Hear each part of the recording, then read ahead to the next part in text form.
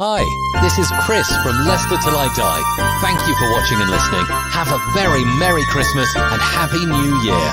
Don't do anything I wouldn't enjoy.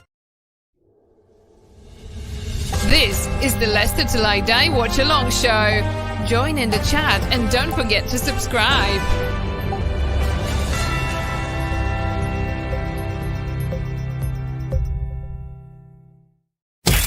You are watching and listening to Chris and Leicester Till I Die TV on YouTube and your favourite podcasts. Are you ready? I'm saying, are you ready?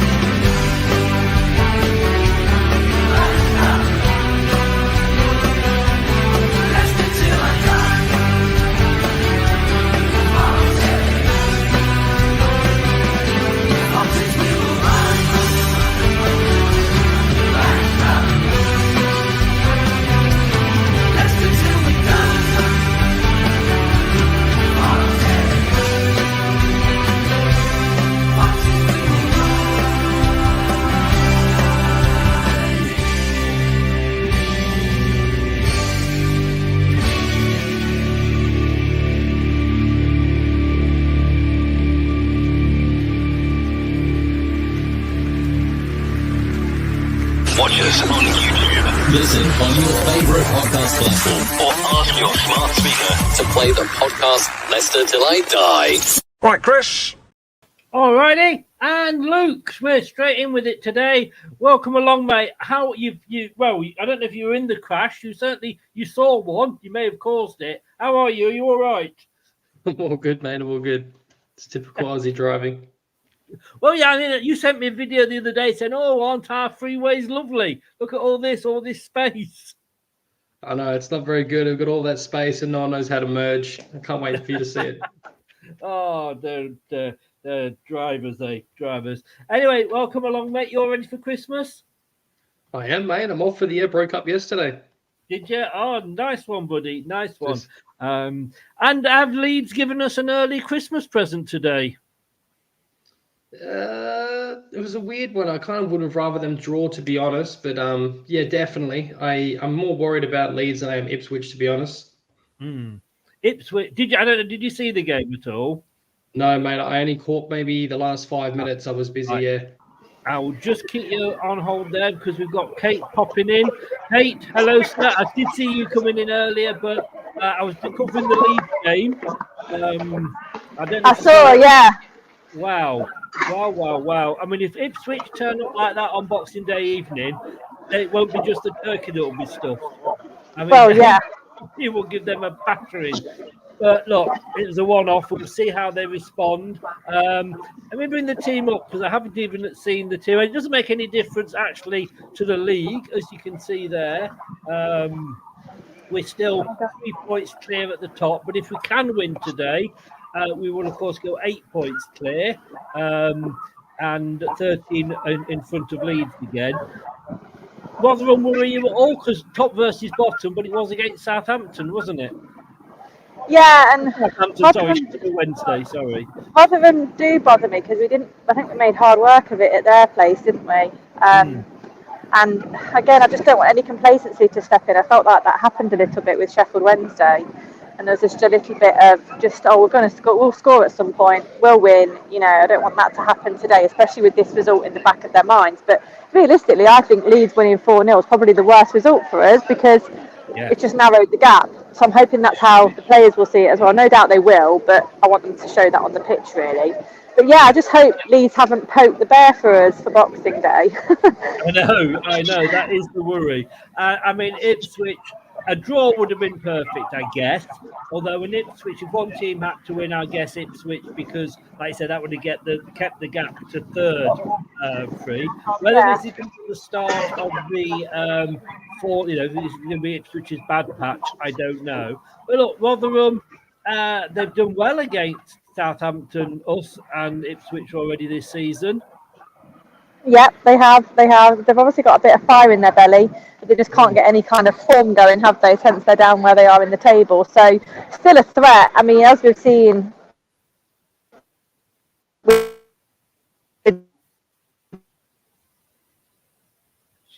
She's frozen for you, or is it just me?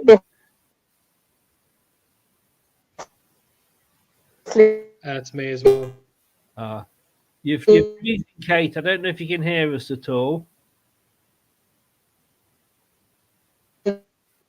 So far, there's a lot of unpredictable nature about him. So It's the most sense Kate's ever made. Oh! I'm just kidding. Kate, did you hear that? She's posing very well, let's be honest with you. I don't think we're going to see anything more of Kate. We could just leave that up there and just, enjoy the view. Like, here, I tell you, if I do this, there we go, a rose between two thorns. There you go.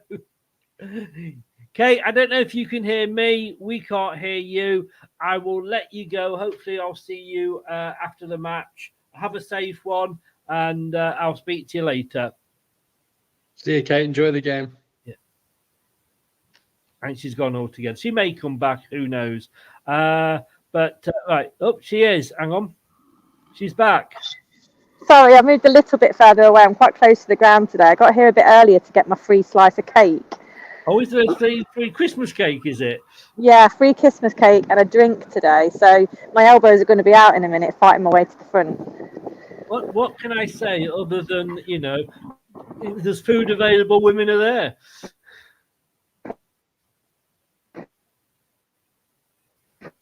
And she's gone again.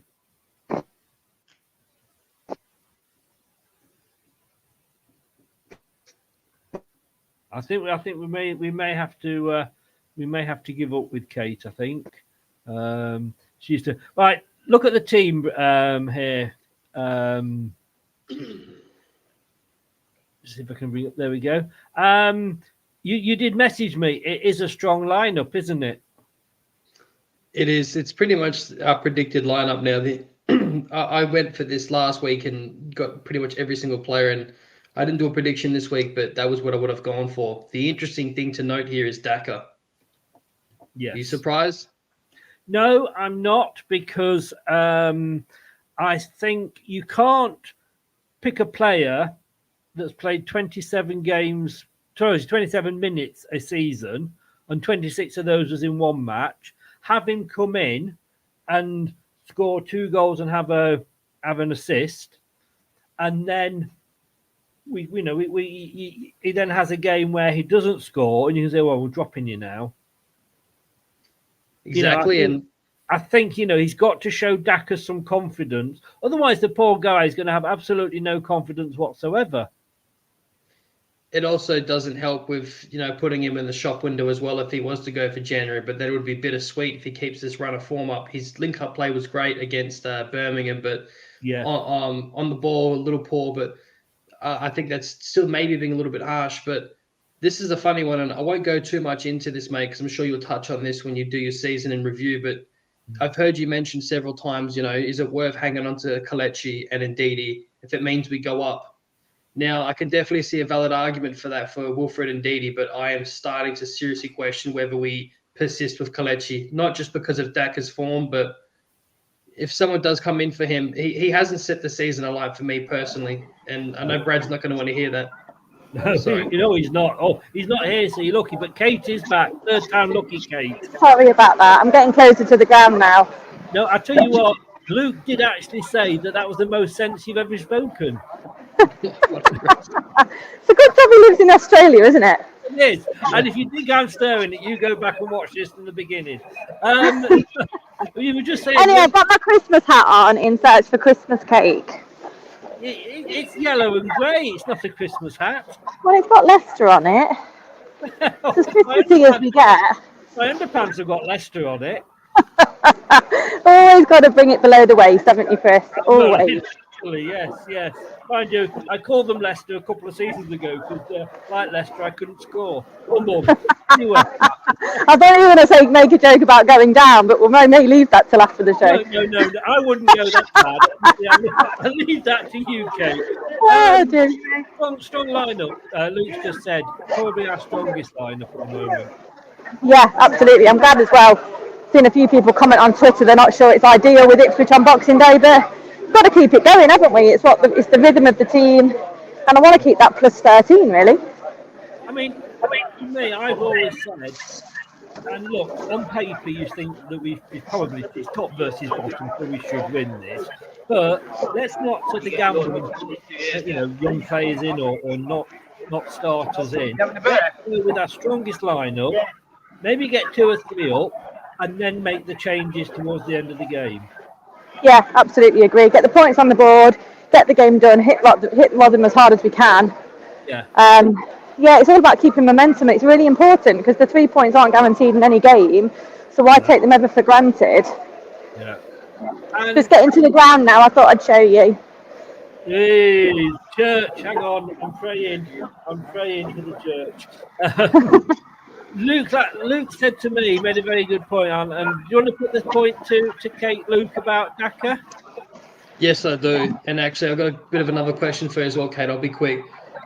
I think that if Daka Kid's playing, a decent amount of form he's got lately, do we persist with Kelechi Iheanacho? He's 26. He should be in the prime of his life. We all thought he was going to set this championship on fire, and to be honest, he really hasn't. And I also believe that the way he plays has always been that kind of player that we can see that Enzo wants, and that leads to my next question. Daka, straight away, as soon as he got his chance, dropping really deep, linking up play. We're seeing Tom Cannon do it for his limited minutes as well. So clearly it's something that Enzo's worked on of Daka. Now, going off form, if someone were to come in for Kelechi, do we persist with him or do we sell him? Because in my opinion, I think we sell him and get what we can for him.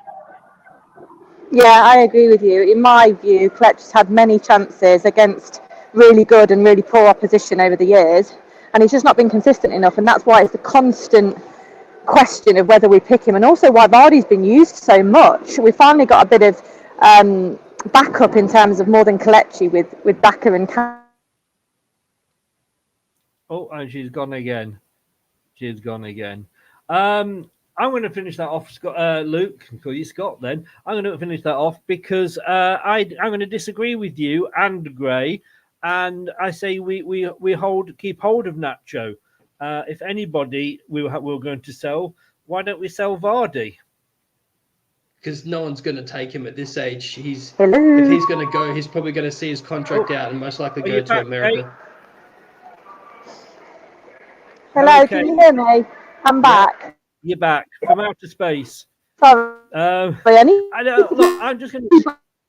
I need to keep on the move. This is what it is. Yeah. No, I'm going to. I'm just saying. I'm arguing with you both here because What was saying was okay, I think we're going to have to leave it because I think you're just coming in and out, which is understandable because you're near the ground. We'll try and pick you up after the match. They're not a retiring Vardy. She can't hear a word I'm saying, and we can't hear a word. She just said Luke's right, Chris is wrong. No, I know what you're saying, but for me, I just don't think that if we sell Iheanacho without bringing another forward in, Cannon hasn't impressed me, but I'm not saying that he's not the man. He's had 30 minutes, 3 lots of 10 minutes, something like that, or is it 2 lots of 10 minutes? So I'm not going to judge him on that. But he just hasn't scored yet. But I haven't seen anything that's making me think he's going to be a 20-goal-a-season striker. Certainly not in the Premier League. But look, we will see. And I just think the money that we get if we sell Kelechi Iheanacho, maybe, let's say 12 million. Okay, let's say 12 million, right? And I've heard you mention it several times, is it worth it if we go back up? But look at his form, Chris. We've given him a decent amount of time now. He's not performing to the level that we expect of him. Now, if you look at the goals he's had and how many we've got scored from other players, would you really say he's integral to us going up, or would you say he's not? Yeah, I think he is still integral to us going up, because when you look at where our goals are coming from, strikers, Vardy, not scored that many, has he? You know, our players. I don't think if we didn't have a striker, I think he'd just go with the false nine. And you look at Kells, and Kells, along with Vardy, when you look at those heat maps, they're all being asked to drop deep and come back and get the ball. So they are having to play a different game. That's now I don't necessarily think is Kells' game, although he's probably a better link-up player than Vardy is. I'm just looking at this season, right? Dewsbury Hall's got 7 goals.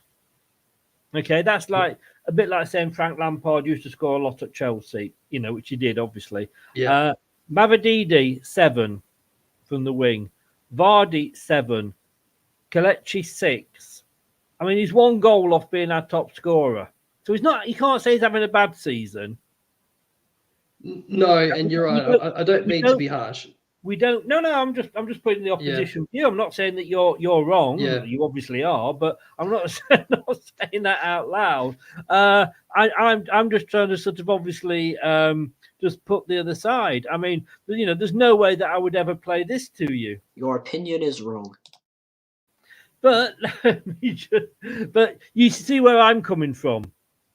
Yeah, 100% see you coming If from. we were going to get 40 million for him, like Barnes, yeah, I'd say let's cash in.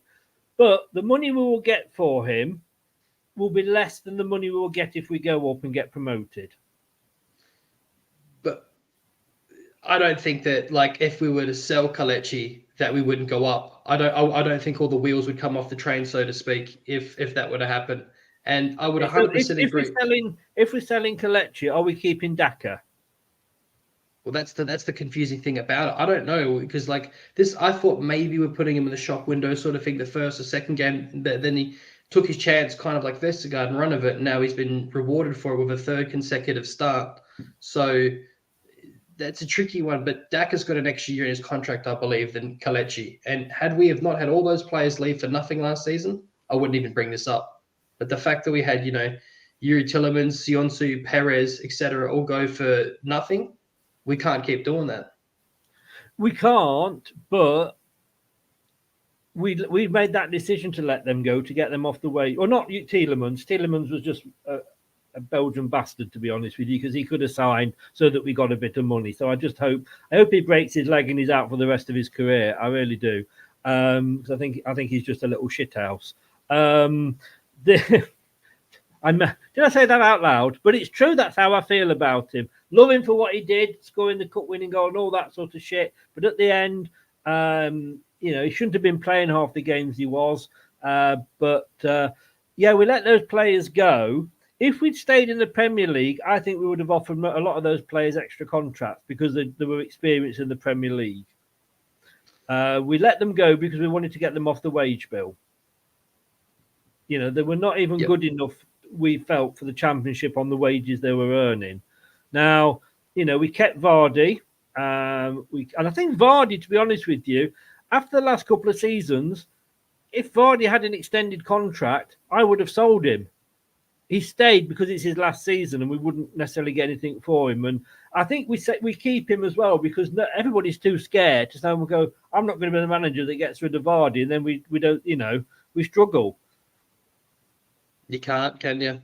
No, exactly. And I think the managers are scared of him. Well, not scared of him. No, that's being unfair. Scared of the fans' reaction to him. But I just think, look, you know, I'm dreading January when our choice for striker is Jamie Vardy, who, let's be honest with you, he could probably sometimes go faster if he had a mobility scooter, and Tom Cannon, who can't, you know, the old proverbial couldn't score in a brothel at the moment. But like I say, I'm leaving my final say on Cannon because I don't think he's had enough time to prove it with the odd 10 minutes here and there. I just think it's one option because we're not going to buy a striker. You know, he's virtually come out and said we're not looking at strikers. That doesn't mean we're not, but let's take him at his word. So if we're not going to bring a striker in and we lose Kells, what are our options? So for me, Cannon, like you said, he hasn't been given a consistent run. He's only just come back from injury, and he's been getting 10 minutes here, 20 minutes there. And it's ironically when people are saying that we're not killing teams off and we're going almost down a gear, and we're everyone's kind of relaxing a little bit. Whereas Cannon, he's the only one on the pitch that looks kind of desperate to get that goal. We can see that he wants it. I've actually got him to score today, but if he comes on, but I know what you're saying. And if Vardy were to get injured, we're left with only Cannon. Yeah, that's the way.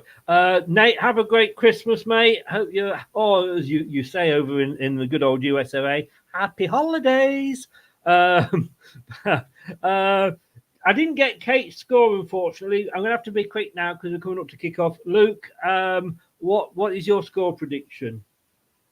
5-0. Whoa! I was going to say, are we going for 4 again? You've gone even further down that pier, haven't you? Yes. Jeff has just popped in. He's going 4-0. Lifty elevator went 2-0 earlier. I'm going 3-1 because I still think I'm not convinced our defence with the way we play that we just give the ball away too much. But look, you're quite right. Scott's gone 2-0 as well. Sorry. You're quite right, though. I think it is a strong team. Very, very quickly, Kate agreed with me. Whether you will or not, I don't know, but I'm going to ask you anyway. Start with your strongest team, get the lead, and then bring players off. Yeah, manage the minutes. Look at the amount of games we've got coming up in the next couple of weeks. 100%. Yeah, rather than start with a weak one, But mate, thanks very much. I will see you after the game. Take care, buddy. I'll see you at half time. Are you free at half time? Sure am, mate. You'll see me at half time. I will see you at half time. I can't wait to see that lovely face again. Does that sound a little tad sarcastic at all? No, just a little sinister. I'm just kidding. Take care, buddy. See you soon, mate. Cheers.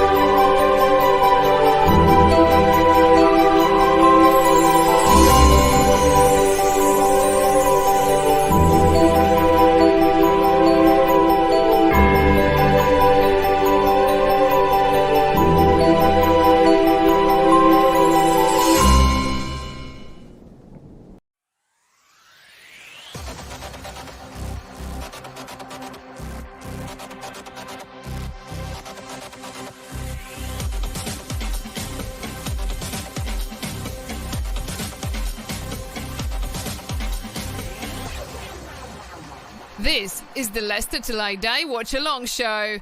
Join in the chat and don't forget to subscribe. Watch us on YouTube Listen on your favourite podcast platform or ask your smart speaker. to play the podcast Leicester Till I Die. Subscribe, like, follow, and join in now. Indeed. Welcome back.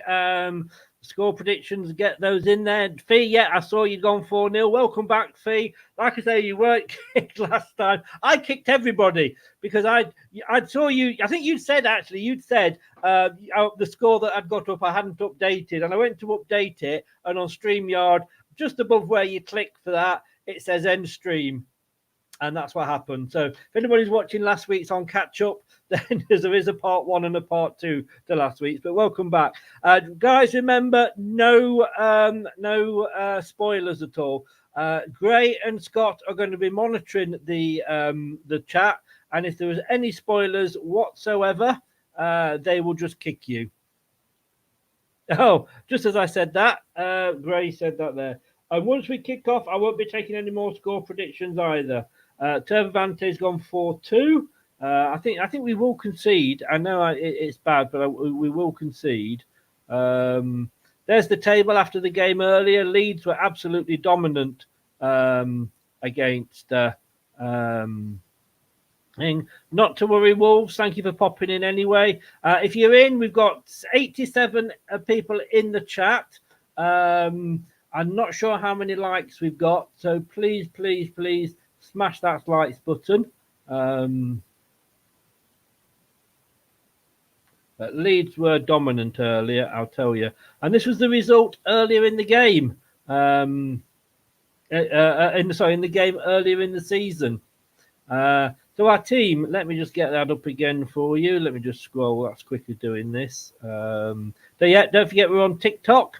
And if you're looking out for my blog on the BBC website, /bbc.com/lcfc, there's not going to be one on Tuesday because, of course, we've got Christmas Day and Boxing Day.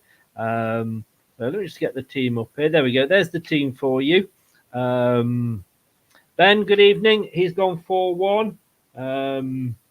And Andreas has gone 3-0.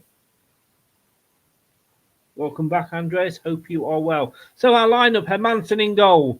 Back 4/3 of Justin, Vestergaard, Faz and Piera. Piera will, of course, be coming into midfield. Winks and Ndidi just before that. Ahead of that, sorry. Fatawu and Mavadidi on the wings. Dewsbury Hall in the middle. And glad to see Daka up front. Very much playing sort of a 3-5-2 Rotherham or 5-3-2, whichever way you want to look at it, depending how it goes. Thank you very much, Andres. Thank you. It was strange doing a watch along for other teams, but I just felt that it was such an important game, and obviously it did affect us as well.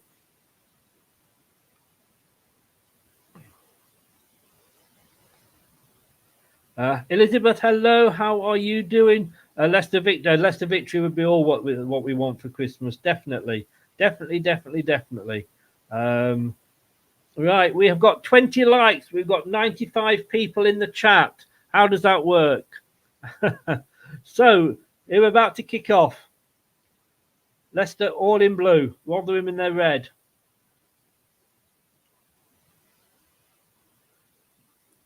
And just remember, Mike, the clock will go up when we kick off. And once that clock goes, any spoilers, even as a joke, will be dealt with by all the players are doing a kneel, which is good to see. Yeah, they will be dealt with severely by.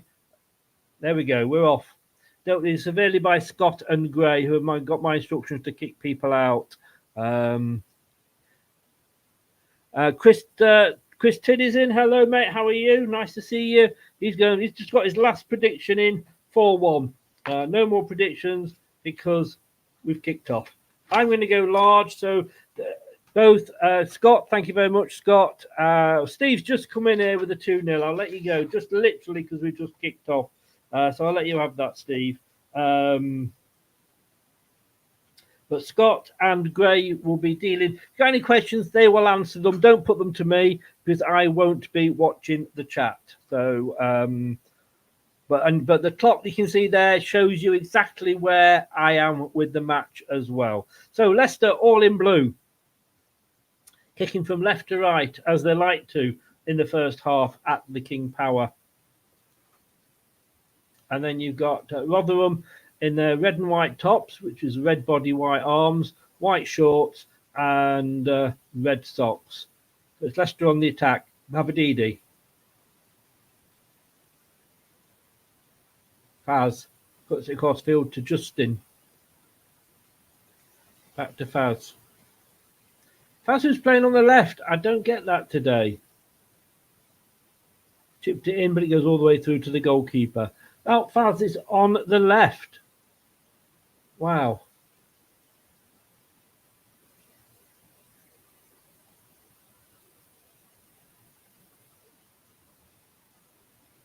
Maybe it's just early days and they're settling in.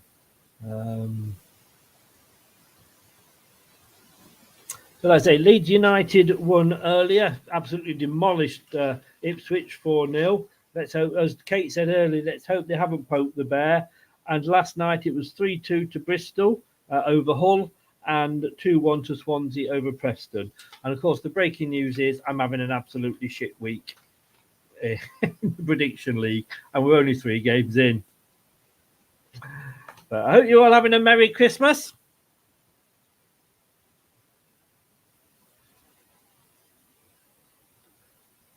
Fee, I'm sorry, I had to double read what you wrote then. But thank you so very much for the compliment. I've not heard that for a while, so it really does make me feel better. Thank you so very much. Oh, clock. Sorry, clock. Sorry, got you.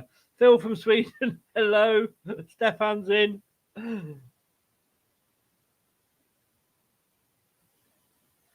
The problem is, Ben, that so many of us all kick off at the same time normally. I only did that one because it was an earlier kickoff. Boxing Day, I'm only doing Leicester Ipswich on Boxing Day because it's an evening kickoff. Fatawu tries to play Ndidi in, but Rotherham clear it, but only goes as far as a Leicester player. It's a ping-ponging off players at the moment. A throw into Leicester, though, midway into the Rotherham half. Leicester, of course, kicking. Stefan, well done. Hopefully, if Santa's decided I'm going to be a good boy, I may be getting it for Christmas. So, well done, mate.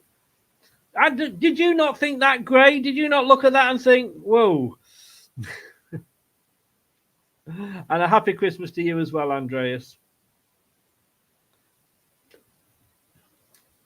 Blackburn have already taken the lead. It's Blackburn 1, Watford 0.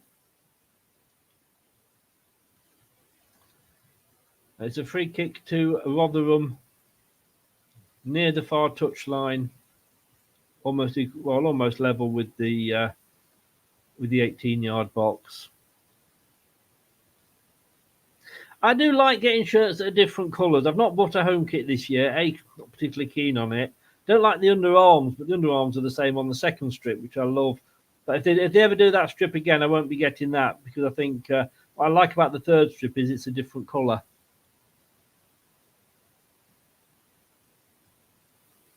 I know you wouldn't, Fee, but like I say, I wear glasses for a reason. Rotherham with the throw-in. It goes back to their own player. It's inside their own half. Playing it across the defence here. So they've made 2 changes of Rotherham from the last game. Oh, can't keep that one in. So it's a throw into Leicester just inside our own half on the near side. Justin's going to take it.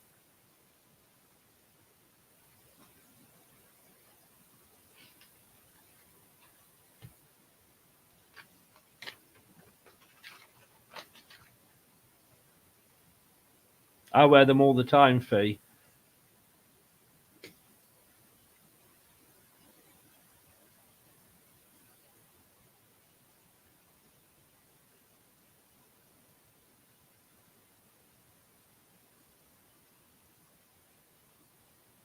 Interesting to see why he's put Faz on the left.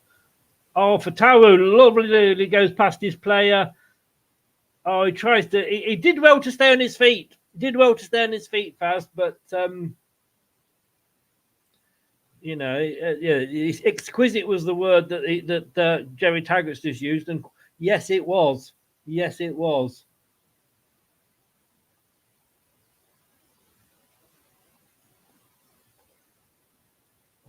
So it's a corner, first corner of the game to Leicester after 6 minutes. And it's a short corner. Hughes-Will gets it back. He chips it into the box. Vestergaard tries to head it down. No, it's gone out for another corner. It was a good header up by Vestergaard on the far side. It was a short corner. Mavididi and Kieran Dewsbury-Hall. It was chipped in. Vestergaard went up. It hit a Rotherham player. The goalkeeper tried to keep it out, but he couldn't do it. So it's the second corner to Leicester on the far side. Mavididi to take it.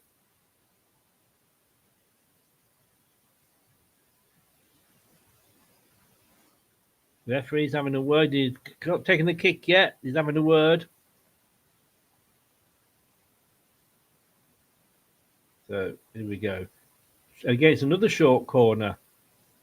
Dewsbury Hall. Oh, lovely turn, but he takes a shot, but it's very high. Shall we put it that way? That's probably the kindest way to describe it. It's very high. But Leicester starting off on the front foot at the moment.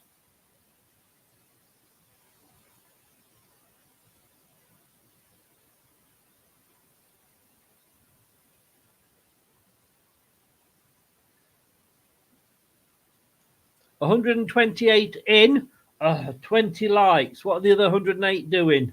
Please smash the likes. It's free and it really does help the channel. Vega, hello.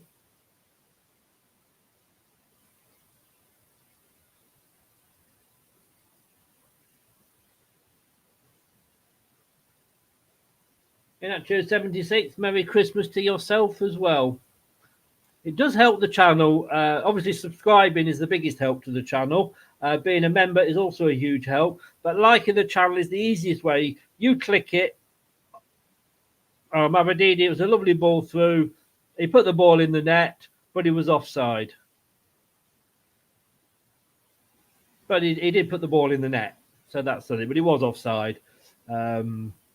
Now, the likes do make a difference. If somebody's not subscribed to the channel, channels that get a lot of likes on the videos, those videos end up on people's channels' homepage. So that when they go on and they load it up, oh, what's that? Leicester City, I'll have a look at that.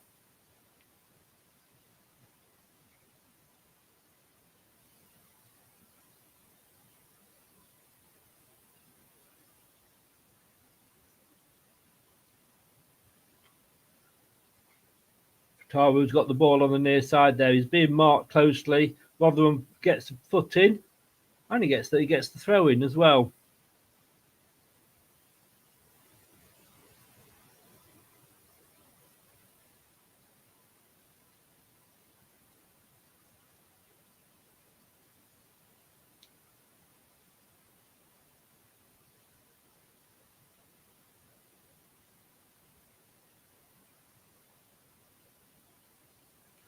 Guys, you are amazing. 42 likes now.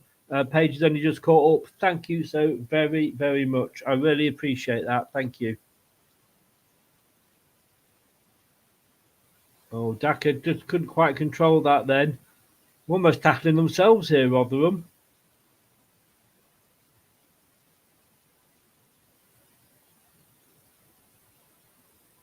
Still only the one goal in the 3 o'clock kickoffs, and that's gone to the home side. Blackburn leading Watford 1-0. Here it's 0-0.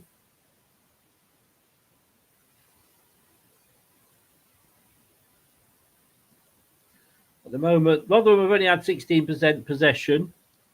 At the moment, they're enjoying a brief spell of possession.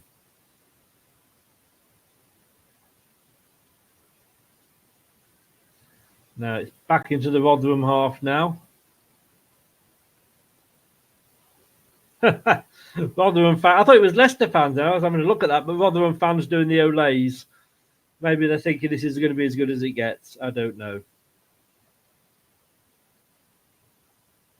Some nice play from Rotherham at the moment. They're not doing anything with it, but they're putting a few good passes together. Now they're broken on the far side. Faz goes to cut the player down. Slows him down, gives his defence time to get back. Oh, Leicester City have lost it again. They had it for a second there. They've lost it now.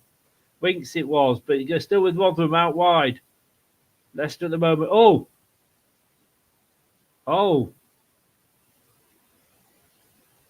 I'm not sure. That was a bit... thought it was going to go out for a corner then, but we managed to clear it.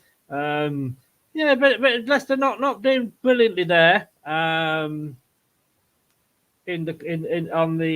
the corner. My huge thanks to Gray and to Scott, who are manning the chat for me today, and also for sorting out spoilers. But any questions that I don't get to or see, Scott and Gray will be answering. So if you do put a question and say Chris, and then there's a question, if I don't reply, it's because I'm on full screen, so I can't see what you're saying. But then we're going to say the mods, as in Scott and Gray, doing a brilliant job for me. And I appreciate it, both of you. Thank you very, very much. Vestergaard, just inside the centre circle. 12 minutes gone, as you can see.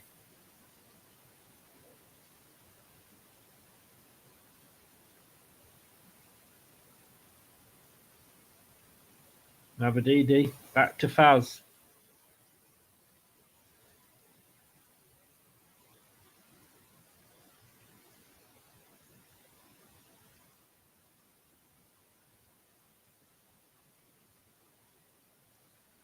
Dewsbury Hall now to Winks. Ricardo.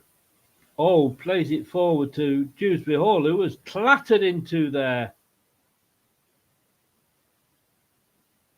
The referee not interested though.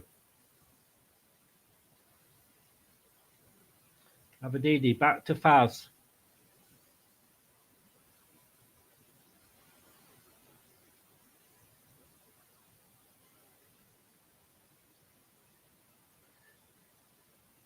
Fatawu there. The Justin let the ball run to him. Vestergaard's got it at the back. 1-2 with Winks. Who knew? Oh, a lucky deflection takes it through to Faz. Oh, that's a lovely ball from Faz. Ricardo to Mavadidi, plays it into the box. Indeed, he couldn't quite control it. Fatawu was on the edge of the area. He gets it back, but he doesn't get it back from Winks. And Winks plays it back. That's a good little move there from Leicester. Unfortunately, it didn't come to anything, but it was a good little move.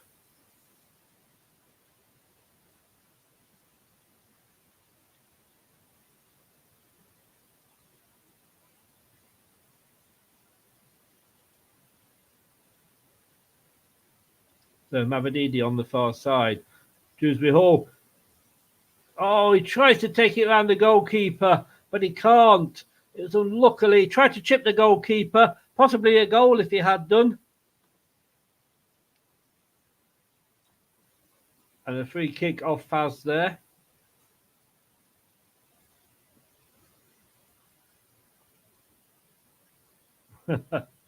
I sometimes wonder how these players can go, what, me boss? I mean, he literally pulled him to the ground. I think Faz felt he was being fouled as well at the same time.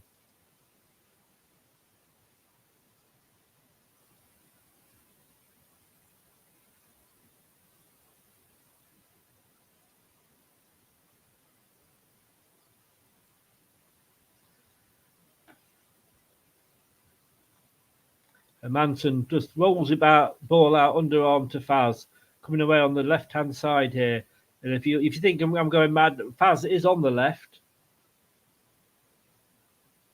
He's tried that a few times. Doesn't always worked. Oh, Leicester lose the ball, but it comes back to Faz. Oh, a lovely chip, far chip. Will it get to Mavadidi? Yes, it does. Takes it well on his chest. He's in the box. Ndidi. Oh, didn't quite get his foot under it, but it's still with Dewsbury Hall. Winks back to Justin for Dewsbury Hall. 1-2 with Ndidi, who gives it away, unfortunately.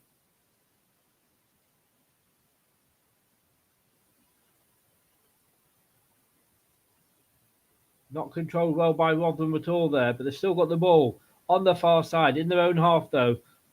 Considering passing it back to the goalkeeper, but Daka went, I'm watching you. A long ball up there from Rotherham. Faz just watching the Rotherham player, and he gets a throw in off the Rotherham player. Well done, Wout Faz. Doing all right at the moment on that side. He's obviously been put on that side for a tactical reason. Ricardo with a throw in, midway in our own half on the far side. Remember, Leicester kicking from left to right, all in blue.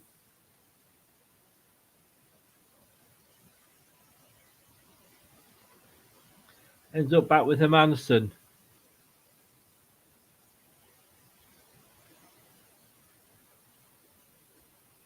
Birmingham have gone 1-0 up against Plymouth.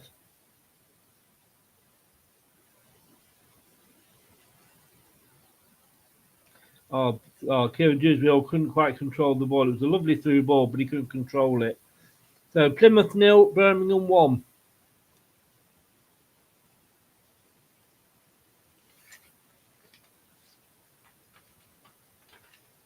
Oh, Daka actually pressurising the goalkeeper there, making him kick it out.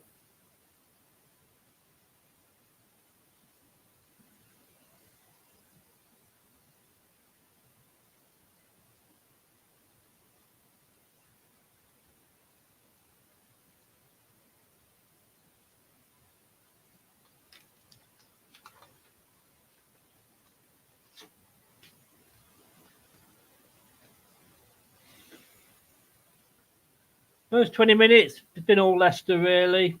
A couple of counter attacks from Rotherham, but nothing to worry Leicester at the moment. They're going down that right-hand side, their right-hand side, so they're up against Faz on our left. But at the moment, Faz has been doing well.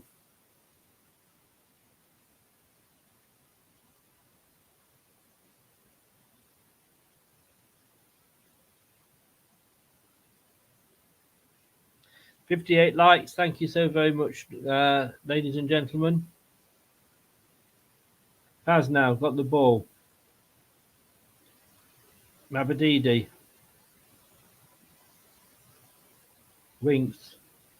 Ricardo. Plays it into Dewsbury Hall. Can he play it back?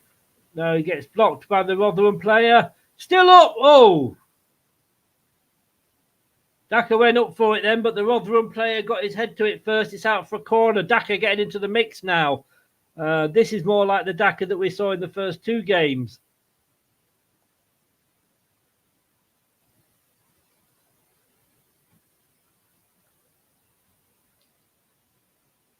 Well, look, I haven't actually had a look yet at the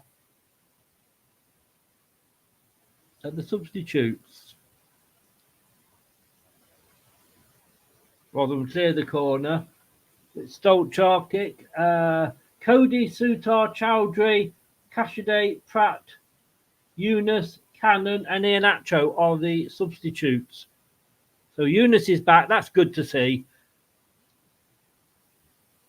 Oh, lovely ball, Dewsbury Hall.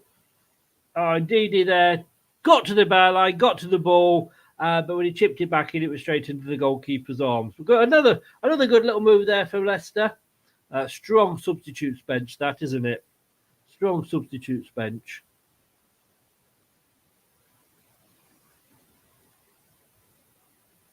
Paul, thank you so very much, sir. Kind words. And Merry Christmas to you, though, as well. Just a quick one, guys. Remember, no spoilers.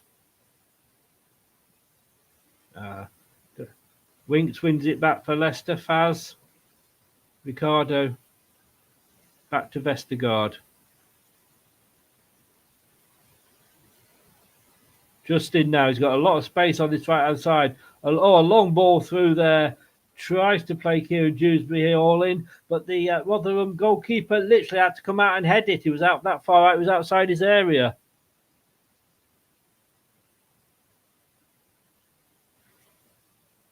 Hi, Spencer. Merry Christmas to you as well.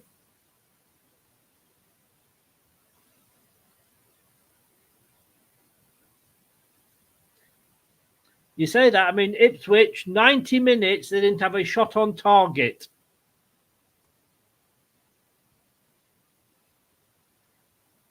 Faze couldn't quite get the ball through to Harry Winks, who made a good run through. Of course, they've got a new manager of Rotherham. This is, I think, technically it's his third game, but he had that first game thing where he wasn't really there and what have you.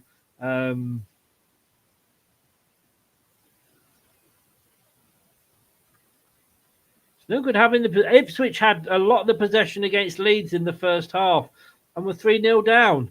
So having all this possession isn't really the best thing. Offside. That was a bit of a tight one, but it is offside, so Leicester get the free kick. I can't, Fee, I'm sorry. Yeah, nice to see Pratt on the bench, you right. Nice to see Eunice as well.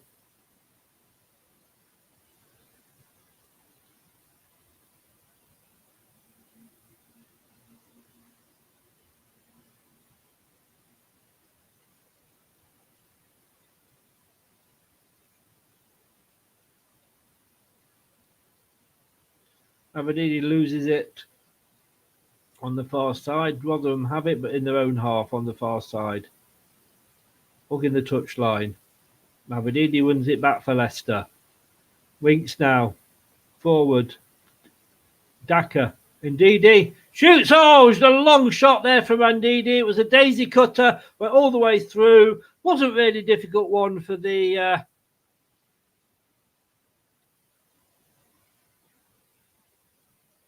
Yeah, it was a good shot, but it was along the ground. It could have taken the bumper, gone over the goalkeeper, but the goalkeeper got his body behind it. and took it well. Yeah, sorry, Fee. It's the size that it comes up as. And we have to have a clock on, as I say, to stop spoilers. Because everybody's always saying, like, what minute you on, Chris? What minute you on?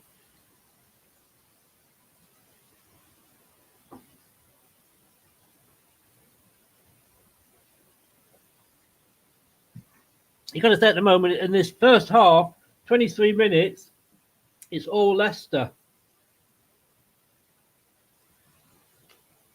But we've got to do something with it. How often? Not just this season, but in previous seasons, we said with Leicester, you know, we don't take advantage when we're on top.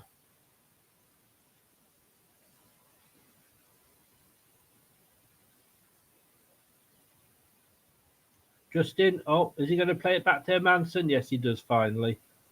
Manson's got the space to play it out to Winks, who turns, brings it out to Ndidi on this near side. Tries to play Fataru in. Doesn't get it. It was interesting to throw, but it was a bad ball from Winks. It played Fataru into trouble. Well, of course, Stefan. I mean, go to the pub with the missus or stop in and be here with me. I can understand what wasn't a difficult choice. No. My Christmas cider arrived today. I had some mulled cider the other night. Oh, it was lovely. It was lovely.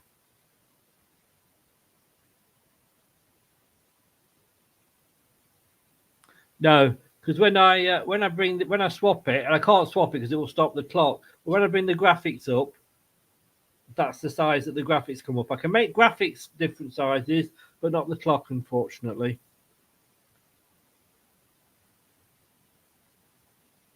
Because if I make the clock small, I think if I tried to make the clock smaller, then the graphics when they came up would be even smaller. And I haven't got time to mess around every time I swap from the clock to the graphics and then remember to change it back to the clock again. There's only me doing it, Fee, and I can't multitask. I'm not a female.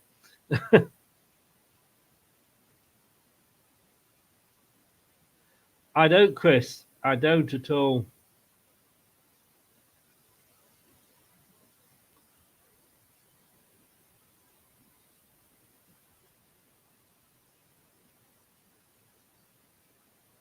Well, I've been waiting for them to shop that I live above to get it in, and they hadn't. So I went and ordered some. And what happens today? They got it in. But look, by ordering it, I got Thatcher's Gold. They'd only got Strongbow in downstairs. So at the end of the day, I've probably done better.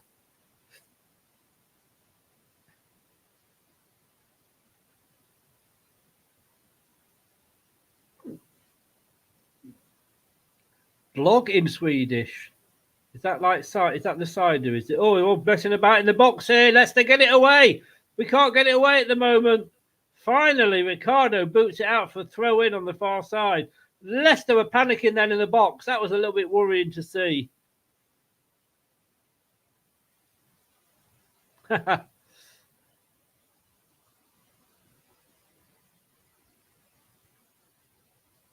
Yeah, I mean, I put mine in the microwave for 2 minutes.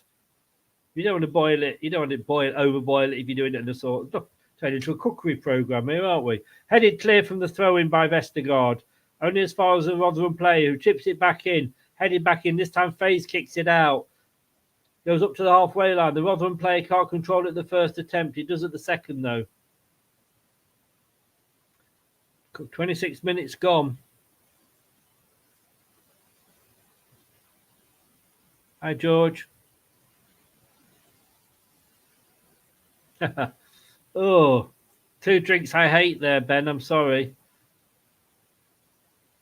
Tried Guinness once, drank it for a few months, just couldn't get into it. Looks good, but stout. At the moment, it's very, very scrappy.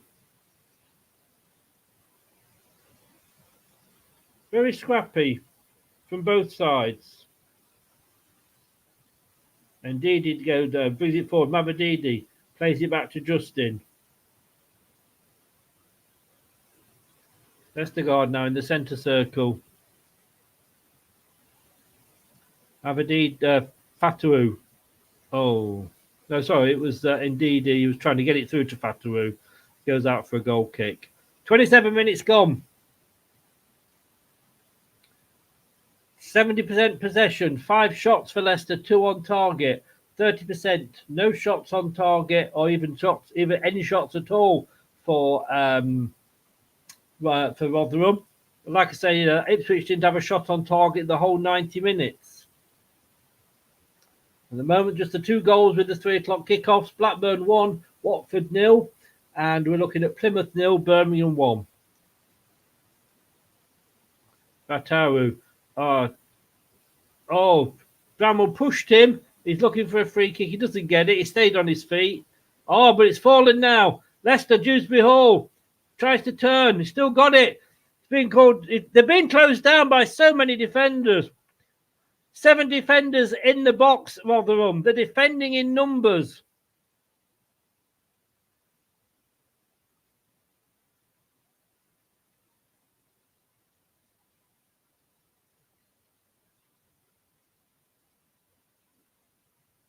We're going to have to learn to break this down. Oh, Daka there. Got on the end of it, but he couldn't really pull it down. Dewsbury Hall. It was from Daka to Dewsbury Hall. Has it gone for a corner? I think it has. He's running over to that way. Oh, Mavadidi plays it in. Daka was running in behind. Maybe he could have given Dewsbury Hall a shout.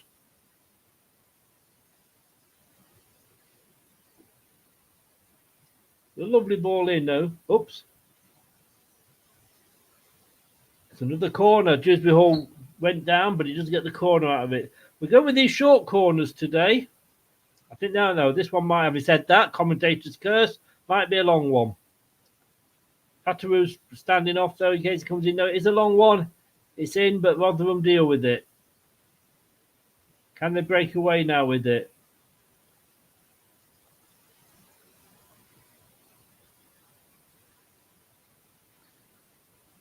Mavadidi in the box. He goes down. No penalty, though. No penalty, says the ref.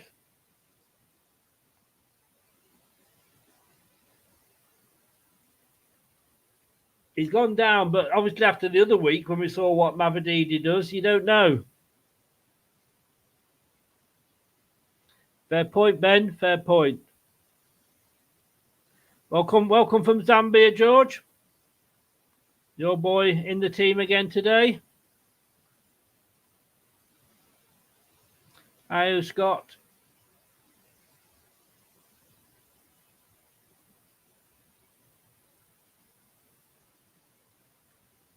Rotherham haven't got it clear yet, though. Dewsbury Hall turns on the ball. He goes down again. No penalty.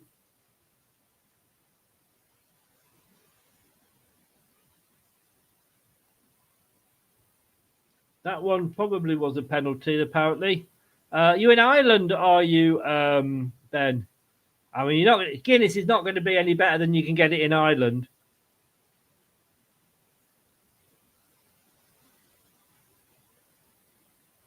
That was a lovely ball in from Fatawu. Mavadidi keeps it in, cuts it back in, doesn't quite get to the Leicester player, and Rotherham are able to keep it clear.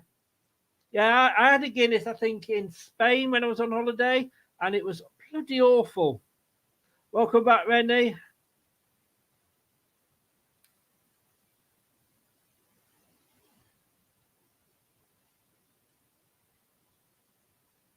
Sheffield Wednesday have gone 1-0 up against Cardiff.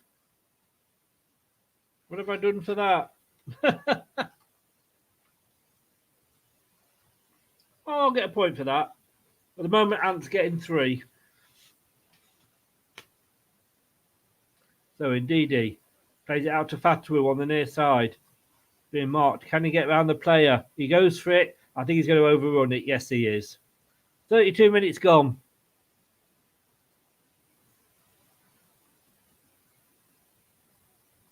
Oh, wherever you watch us, we're always grateful that you watch us, Reddy. Thank you very much. Wow. What a season it's been for weird scores, eh?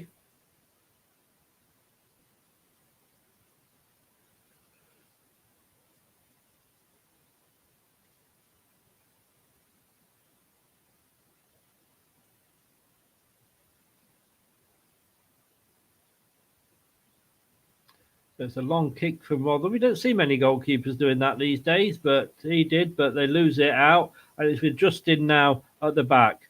1-2 with Winks. Now he plays it across the park to Faz. Ricardo he's on the left as well, Ricardo.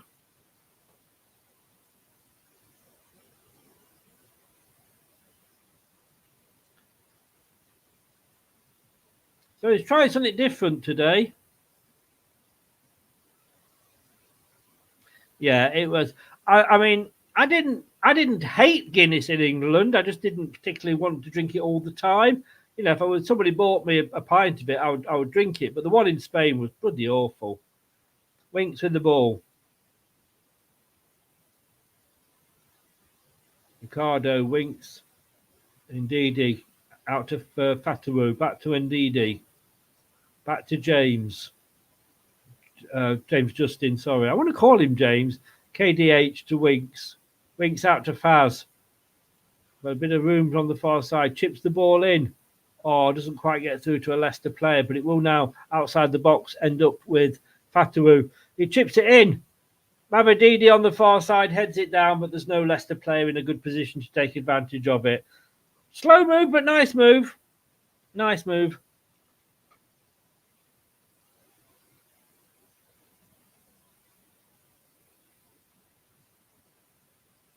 Ben.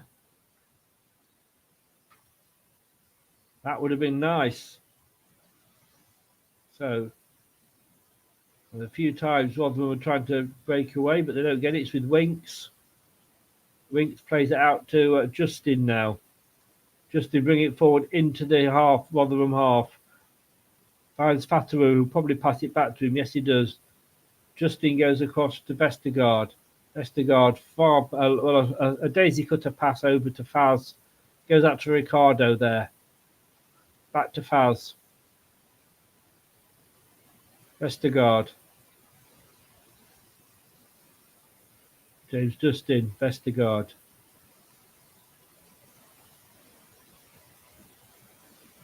Ndidi. To Winks. Fatawu now. Back to James Justin. Winks gets it back. Vestergaard. I have a feeling if we get a goal here, then the floodgates might open. Mavadidi thought he got a corner there, but it hit the Rotherham defender, hit Mavadidi, then went out. Yeah, I think we need to get a goal before half time. Got 10 minutes to do that in. I have a feeling that if it does go to a goal for Leicester, we might just, like I say, we'll be able to relax a little bit. Won't be the worst result if we get a draw.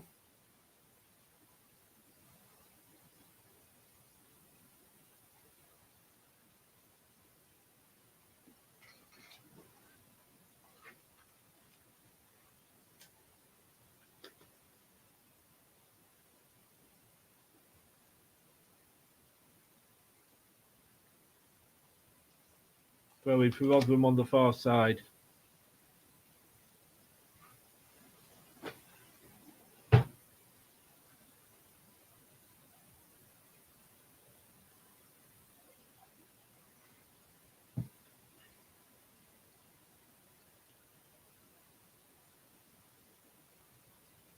Oh, again, we lose it, you lose it, we lose it.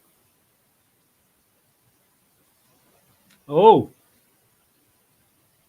the good cross in there from Rotherham, managed to still get it in. Fatawu was doing his defensive duties there, but Leicester now have it in the centre of the field, looking to break. Plays it out, Ndidi. Mavadidi tries to get away. I think he's being pulled twice there, but play on, says the referee. I saw the referee there. It was a shirt pull. It was obvious, but the referee played advantage. Winks thought about having a shot there. Plays it out to Fatawu. Oh, lovely ball into that Ndidi. Crosses it. Oh, no! Mavadidi. Oh, I mean, there's high, and there's high, and then there's high.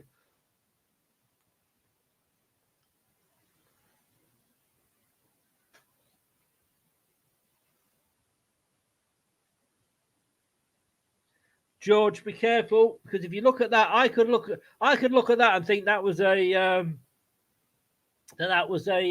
spoiler, and that would get you kicked out. So when you say things like that, be careful, because it can get you kicked.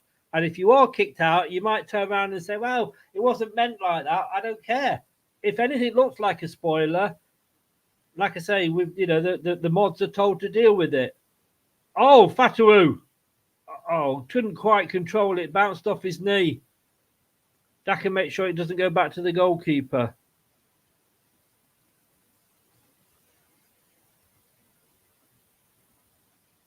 I think George was saying, yeah, and I understand why. That's what I'm saying. I think he meant it as like, we've got that much pressure, we will score. But it does look like a spoiler. And if you put something that looks like a spoiler, it will get you dealt with. So you have to be careful. So 38 minutes gone.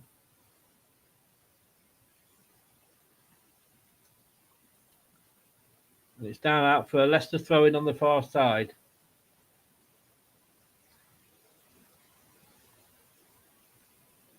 We've got 159 people are watching this. Thank you so very, very much for coming and joining us. If you want to chat, you do have to subscribe. 72 likes. Let's see if we can get it up to 100. Mavadidi, Fatawu takes it off Ndidi. It's back with Vestergaard. He plays it all the way out to Mavadidi, who takes it down well. Ricardo back to Mavadidi. Mavadidi just jinking, brings it all the way back to Vestergaard, halfway inside the Rotherham half.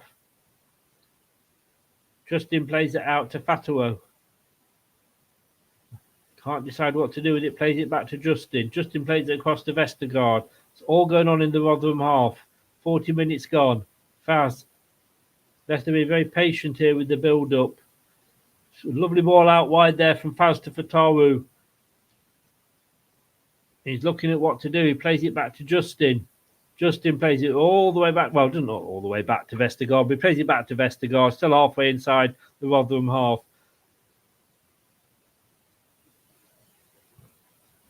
Daka, they're risking it, Rotherham here. They're going to give away a penalty if they're not careful.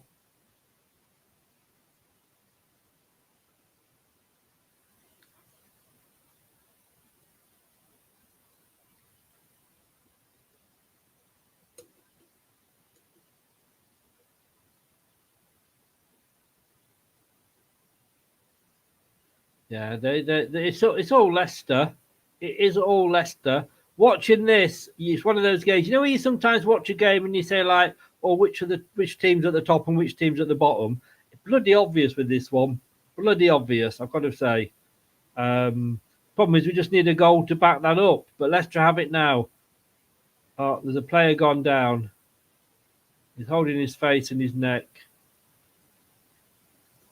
Yeah. And it's funny that Rotherham player holding his face, went down, whistle blows, no longer holding his face. I think that's called cheating, Rotherham. I think that's called cheating.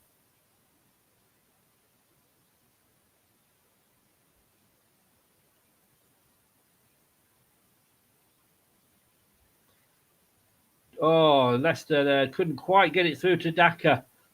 But no, I'm sorry, Rotherham, that is cheating.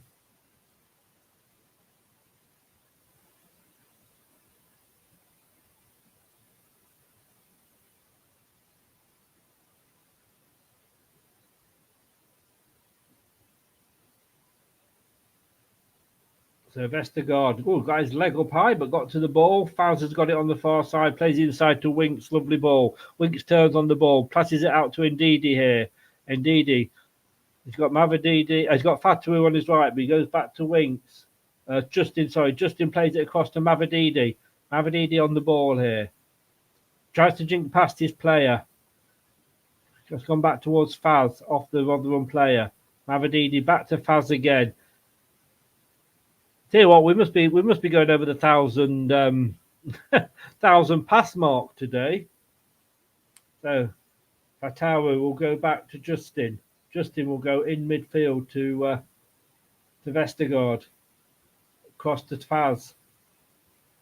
Faz has a go, and why not have a go? Nobody else is Faz, but it is a little bit high. Well, at the end of the day, worth a go. Worth a go.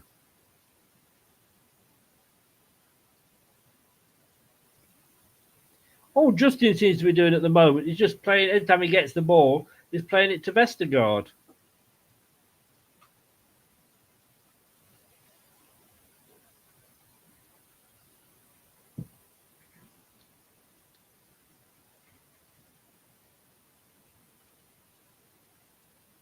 Long ball up from the goalkeeper again.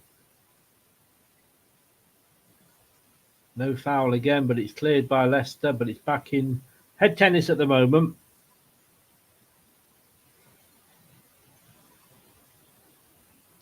I'll say this is pretty, but it's finally a free kick to Leicester. 43 minutes gone. Harry Winks, it's taken very quickly. Out to Justin. Plays it out to Fatawu. Fatawu. Oh, he jinxed it. Sinto Ndidi. Oh. Oh. Leicester got a corner. Fatawu plays it through the legs of the Rotherham defender. He nearly tried to pull him down. Got it to Ndidi, who scooped it up. He just scooped it up lovely, Ndidi. And Mavididi just couldn't quite get on the end of it. Ndidi, Mavididi. No, Rotherham get the corner away. Oh. That's going to be a free kick.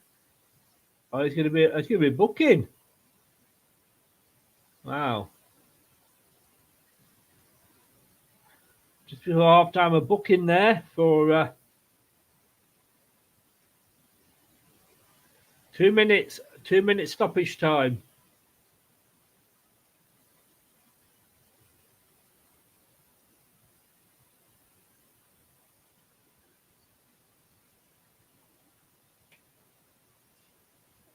If we don't sign that man up, there is something wrong with this club. So it's a free kick to be taken midway in the Rotherham half on the near side. The goalkeeper's out to take it. So 45 minutes are up. We've got 2 minutes plus 2 minutes.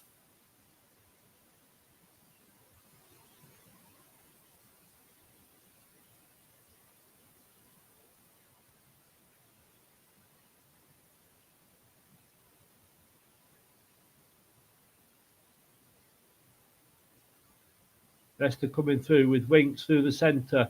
He had his shirt pulled. The referee saying play on again. Oh, now they've made a mess. They've made a mess of the actual fact that we got the advantage there. Yeah, Bramwell keeps the ball in for Rotherham. Wow. Vestergaard, he came in and went, that's mine. I'm getting that.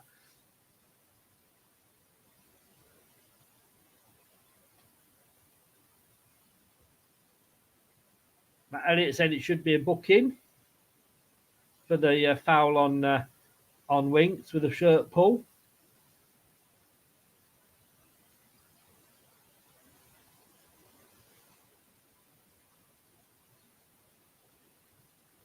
It's going to be a long throw in here from Rotherham. We know what we're like defending these, don't we? Headed clear though.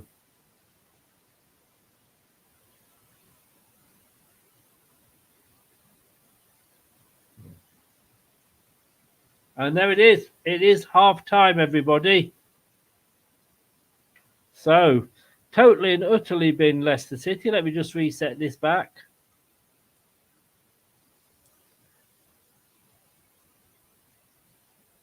I'm so near. There we go. That will do. Get that ready for the second half. I'm going to go off, water the flowers, and I'll be back in a few minutes. Don't touch that dial. Please, while I'm away, smash that likes button and help support the channel. 176 in, 74 likes. What are those 102 doing? I don't know. Okay, let me go, have a break, and I'll be right back. And I'm sure we'll be joined by Luke straight after this.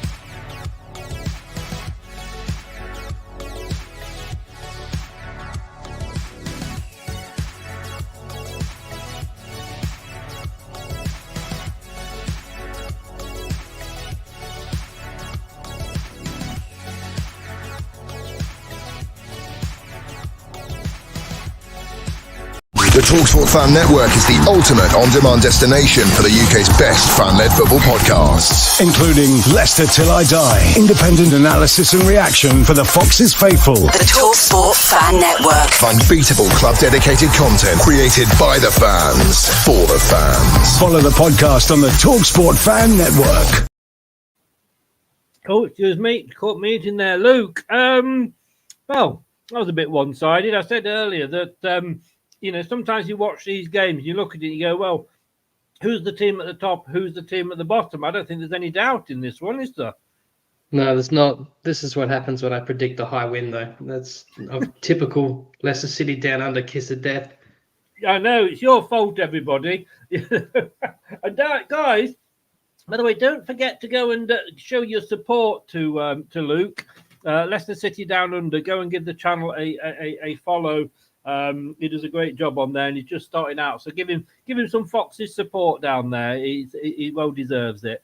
I suppose the only people that are going to be happy with that are probably Ipswich. Possibly, but the game's not finished yet, so we'll have to wait and see, I guess. Oh, definitely. I mean, we're not. What's the word I'm looking for? This is us this season, isn't it? We get one or two in the last 15 minutes. We still get the 3 points, but we never seem to score when we're on top. But 7 defenders and the goalkeeper at one time, Rotherham. They're not just parking the bus; they're putting the bloody express train in the box, aren't they? It is. It's painfully obvious pretty much straight away into the game that they were there to park a bus. But in saying that, I'm looking here at the stats.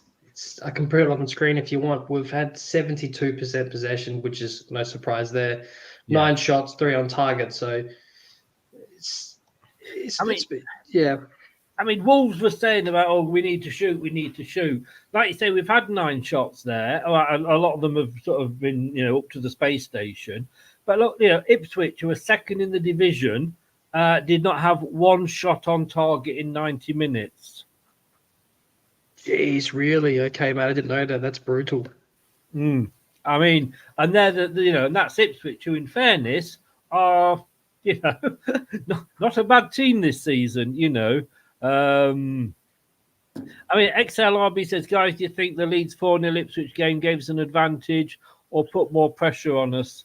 Yeah, we talked about that earlier, didn't we? And it was probably the least of the 3 results that we wanted, but we've just got to take it. It's about us now, isn't it? All right, we can break away, because if we win, we will be back to 13 points above Ipswich, above Leeds, which is what we were before. So a win for us, there'll be no damage done, and it will put a bit of a gap between us and Ipswich. But we've got to take advantage, haven't we? Yes, we do. I'm hoping that they're going to gas in the last 10, 15 minutes. I definitely felt like it started to click that last 10 minutes of that half. It looked like we're threatening a lot more, but we'll have to wait and see. But the one thing to note, I don't know if you've mentioned this already, Chris, but did you notice that JJ and FaZe had swapped, and also Ricardo's playing on the other side too? My first note, you're reading my notes. Yeah, Justin on right, Faz on left with Ricardo. It's obviously tactical, that, isn't it? Yes, and I'll tell you why I think it is. I think it's because that number 29, I've got it written down here. I'm going to pronounce this wrong. I think it's Nombe, they were saying. He's quite a big lad, quite a physical player. And FaZe is our physical centre-back. He gets stuck in when you need him to. And you can see him mark him a few times. I think that's why he's done it. And to be fair, I think JJ looks a lot more comfortable on the right-hand side. I don't know about you, but to me, he looks more comfortable. I've got to be honest with you. I think, we're talking about a team here like Rotherham that are bottom for a reason. All right, they've got a new manager. This is only it's his 3rd game, but only his 2nd one where he's had an influence on the team. And they don't look like scoring at the moment. It's the proverbial, barn door 6 inches, isn't it? But I saw James Justin live against, well, not that he's normally dead, of course, but but I was at the game, is what I should say, against Southampton, and he was played on the right there, and he didn't look very good, but that was his first game back from injury.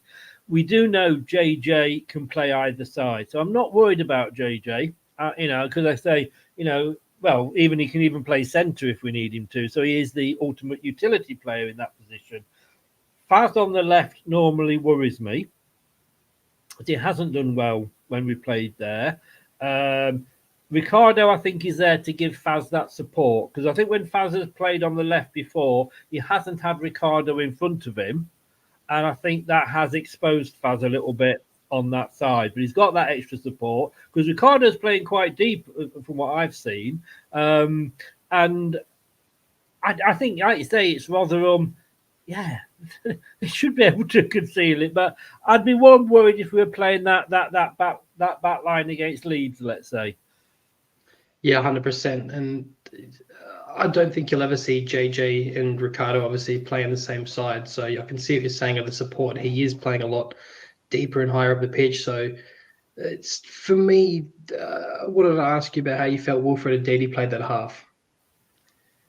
I thought he did all right. I get confused between him and Daka from a distance until they turn around and I see the shirt numbers. I don't know who's who, depending how indeed he's playing more up front. I think, again, it's been scrappy. I think both teams have been very scrappy. We've given the ball away a lot, and so have they. We haven't controlled it well.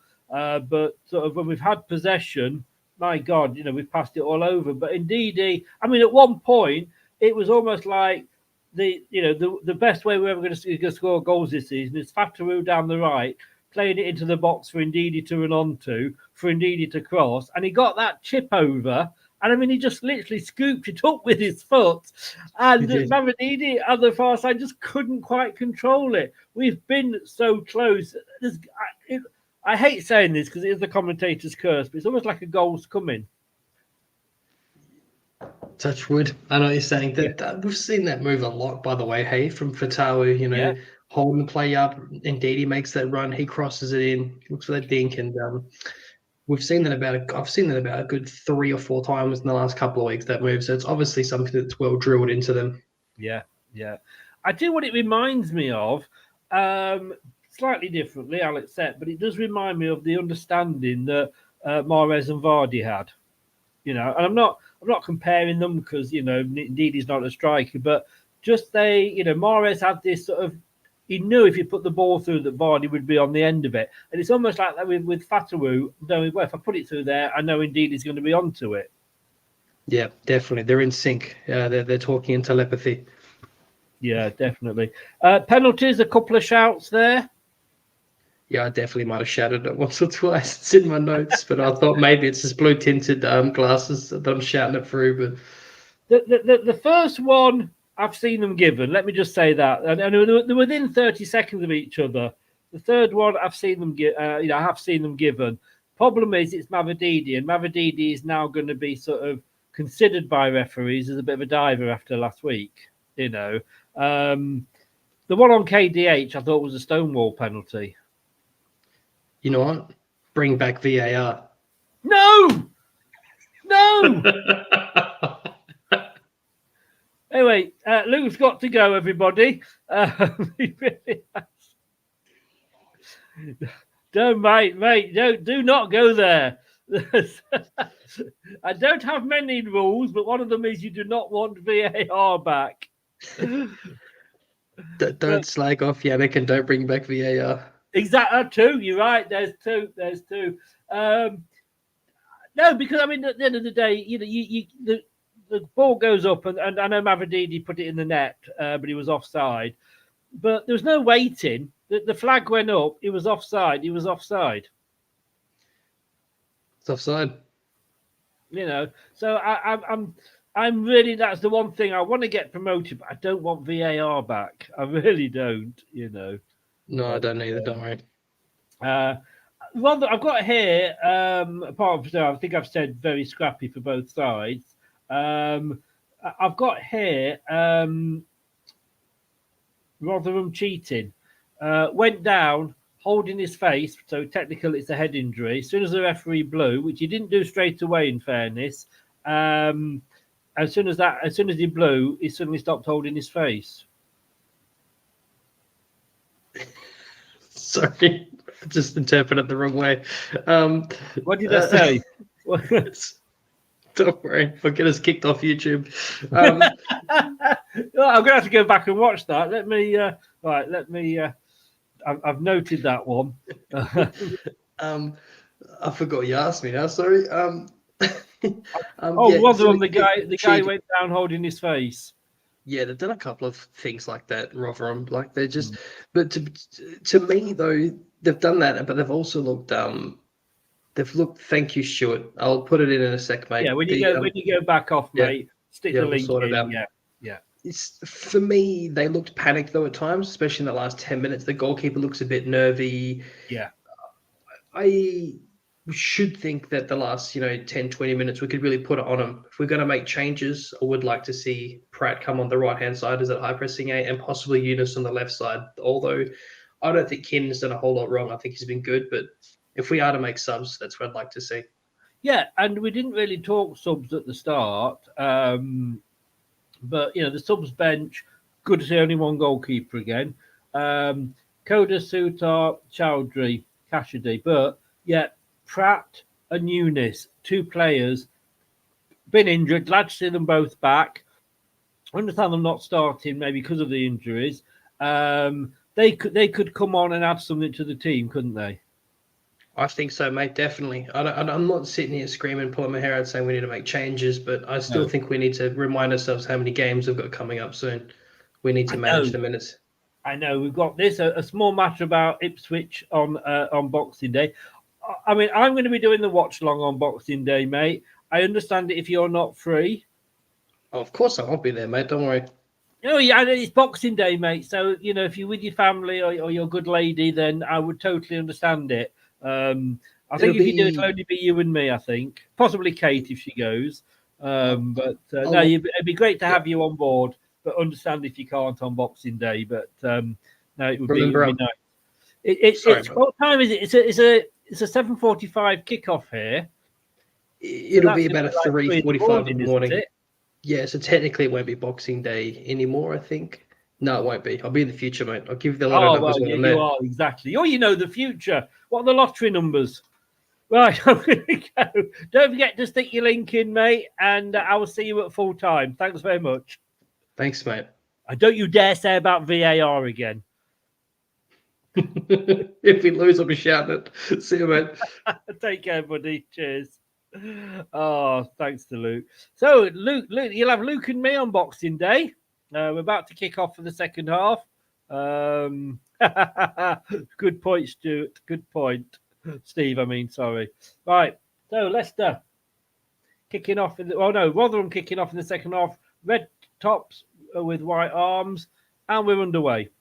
And there's a Leicester all in blue. Leicester kicking from right to left towards the Coppers. Obviously, they like to in the second half. Can they make this advantage pay? That is the question.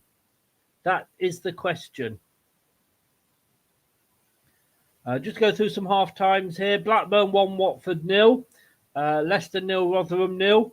Middlesbrough 1, West Brom 0. Norwich 0, Huddersfield 0. Plymouth 1, Birmingham 2. QPR 0, Southampton 1. They're still sitting on the coattails of Leeds. Sheffield Wednesday 1, Cardiff 0. Stoke 0, Millwall 0. Sunderland 0, Coventry 1. So those are your half times. Of course, earlier today, Leeds beat Ipswich 4-0. And last night, there was a win for Bristol City. They won 3-2. And Swansea won 2-1. So those are all your results. You're up to date.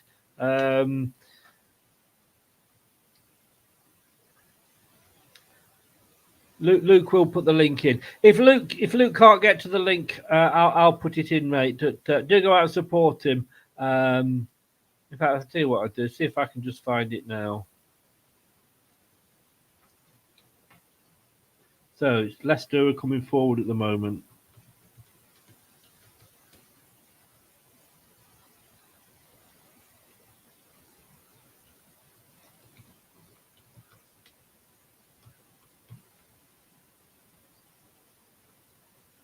So long ball in. Oh, headed clear there. Well, not headed. It was headed, but not clear. Indeed, he's still going up for it.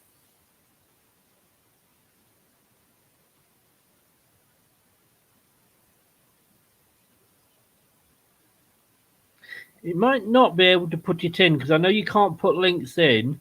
I thought I'd made Luke a mod. But look, I can put links in. There's the link. There is the link for Luke. Please get over there and give him your support. And we've got 152 people in at the moment. We've got 74 likes. Let me just update. 83. Let's get to the 100 likes. Come on, guys. We need to get to 100 likes.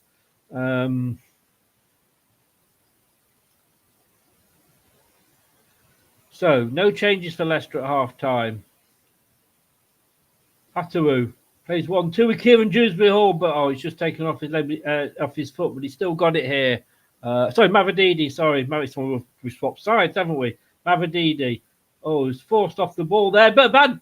Oh, can Leicester take this? Oh, it was a bad defensive shot there by bad defending by Rotherham. They tried to kick it out. They just kicked it straight to Dewsbury Hall, but the Rotherham had so many players back that he just couldn't quite get the shot on target. It's a corner, though. It's gone off for a corner.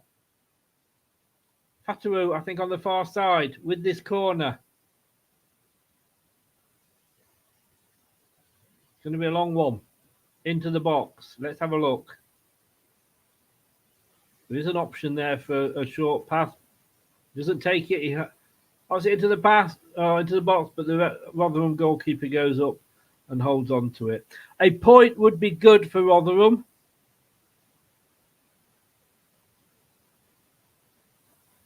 Rotherham are definitely defending in numbers, and that's being polite. Oh, how did that not go in? How did that not go in? What a cock-up by Rotherham. Off the line. Off the line there. Oh, my God.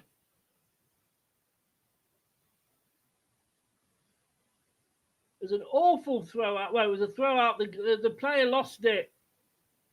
I was sure that was a penalty. That was a fucking penalty, referee.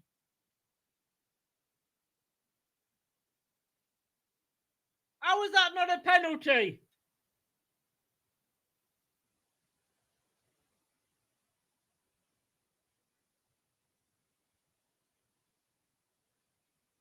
That was definitely a fucking penalty.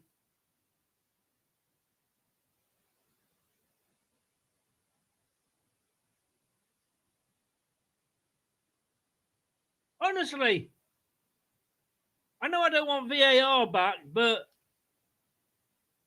fucking referee's shite. Oh, cross comes over.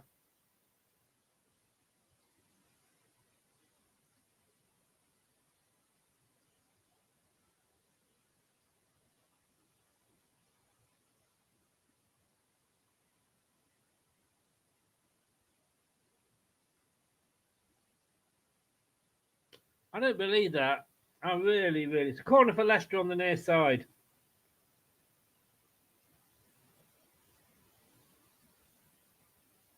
That's not a penalty. I don't know what the fuck is.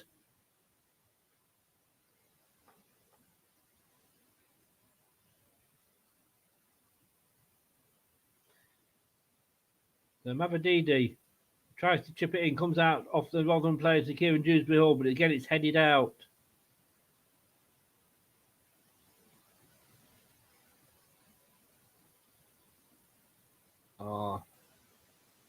Throw it to Leicester. I can see what he was trying to do there, the Leicester guy. Played it through, but just a little bit too hard.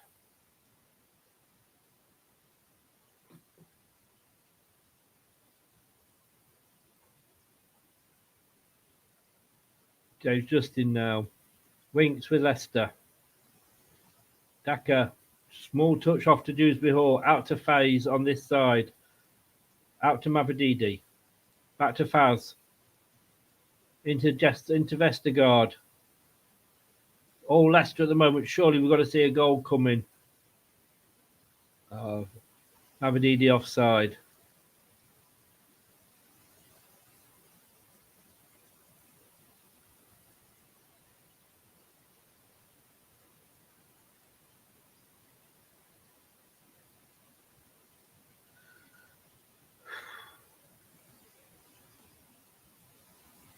And I'm just... Ben, don't start me, Ben. Don't start me. Well,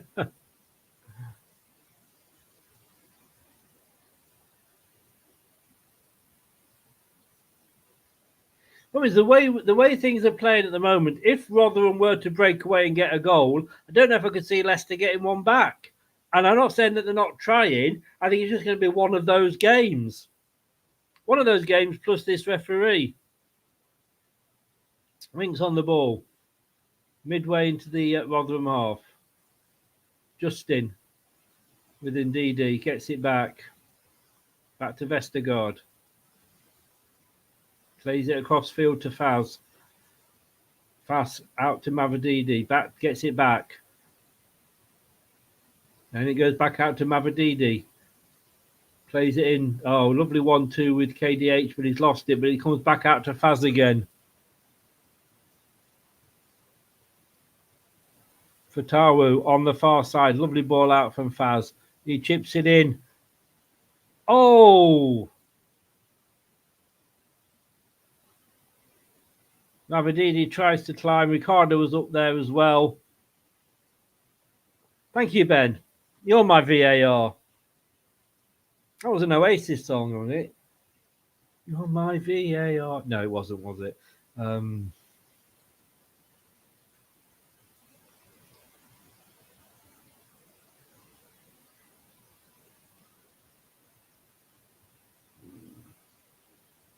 Like I said, whatever happens, I won't be screaming for VAR back. Definitely not.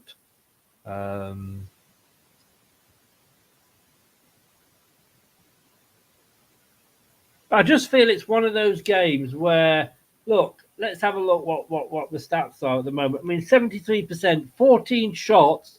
Rotherham have not had a shot. We've had 14, 4 on target. Do you know what?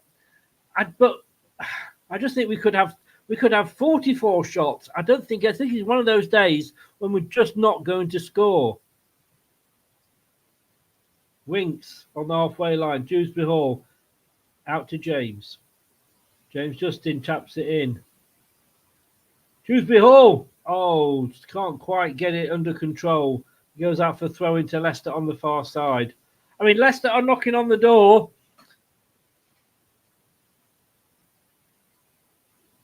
It's looking that way, Gray. It's definitely looking that way. I wouldn't argue with you. Eunice is on. Eunice is coming on. And, Fatawu is off. Oh, now then.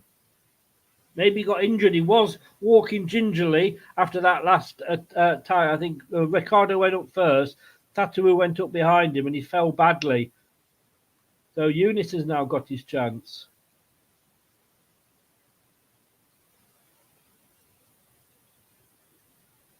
Just in now. Ricardo on the ball now. Mavadidi to Faz. Lovely. Oh, and again.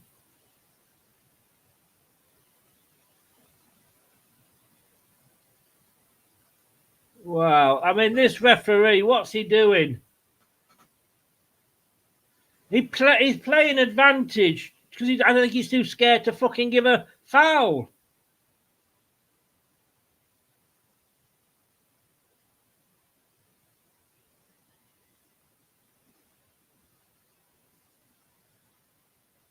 If he'd given a penalty just before that, and I think that possibly was. Oh, he slid. In fairness, he slid down, but then he was being held again. Rotherham were playing fucking WWE in the penalty box.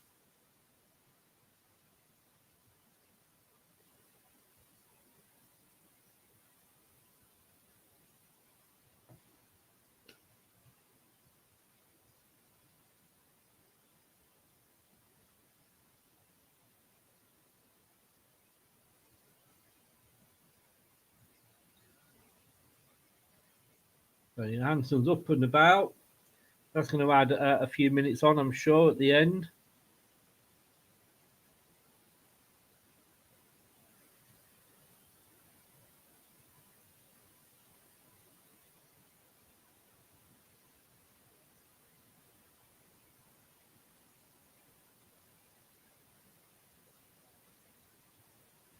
I am just worried. I really am worried. But Leicester break away now with Winks. Eunice has got the ball, one of his first touches on the far side, and he plays it back to Justin, inside to Vestergaard. I'm just worried that if it carries on like this, that we'll get hit by a sucker punch. And like I say, if it's one of those games where you're not going to score, you're not going to score. Mavadini back to Faz on the near side now. Brings it into the centre of the pitch and turns. Winks has a 1-2 and he plays it back to Vestergaard. Ndidi now plays it through. Dewsbury Hall. Daka has a shot, but it's no power behind it at all. A couple of bounces, ends up in the keeper's arms.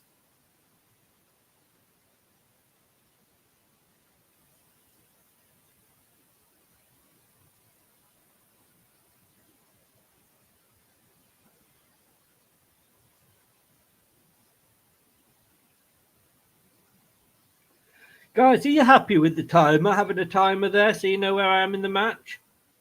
Now Bramall coming away down the far side for Rotherham, plays it back, but it hits the Leicester player's heel. Winks gives it straight away though.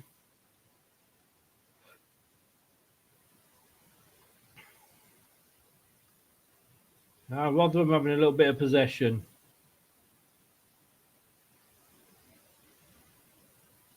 Oh! Flag is up for offside, but that was, you see, that was what I'm saying. Dangerous attack from Rotherham.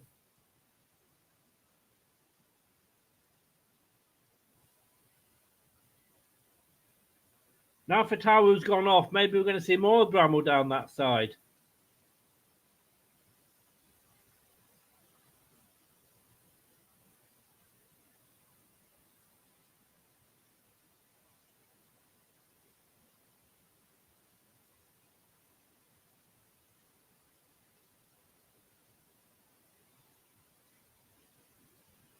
Eunice plays a 1-2 there with Ndidi.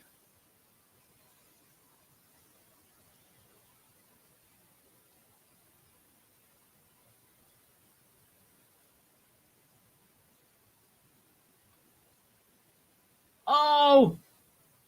Yeah! Finally! It fucking got in! Patson bloody Dasher! Get in!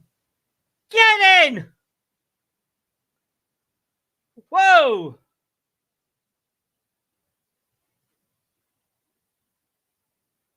I hope that wasn't a spoiler, hee. Finally, 1-0 after 60 minutes. Whoa! Patson Daka. Faz plays it across. The goalkeeper gets to it. I think Ndidi tries to get it in. And then Daka is on the end of it, doing what a striker should be doing. And Ndidi doesn't get a clean touch on it. It goes up. Daka's goal is hanging in there, Daka. He's waiting for something to bite at, and he gets it. We have the famous backflip. Well done, Patson Daka. 3 goals. What are you doing now, Luke? Selling Daka? Yeah. Daka's not... Oh.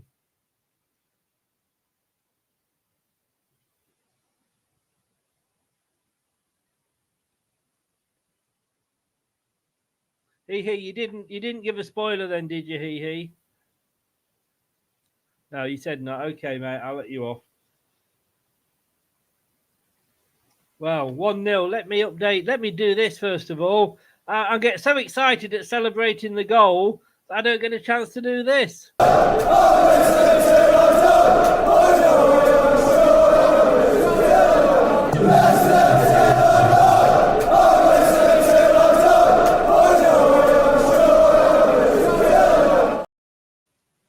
So 1-0, Patson Daka.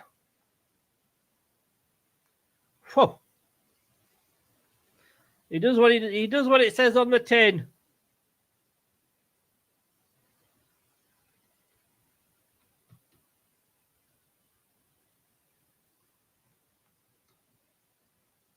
Plymouth, Millwall, and now Rotherham. Daka has scored 3 in 4. Let's face it, you can't knock that.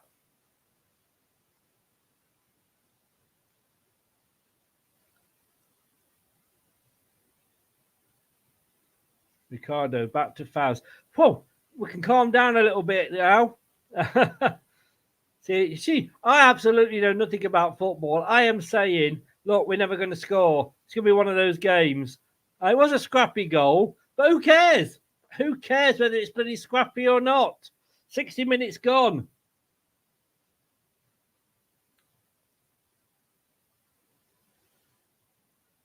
Mavididi on the near side, got the ball from Dewsbury Hall, cuts inside, gives it back to Dewsbury Hall. He had 3 players on him, Dewsbury Hall.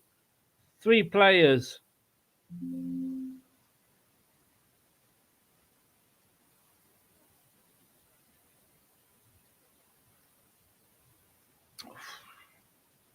You got, look, again, when Leeds scored against Ipswich, we deserve it. We have been the better team. Definitely 100 million %. We have been the better team. And when you park in the bus, Daka has a penalty, surely. Surely this time he's got to give it.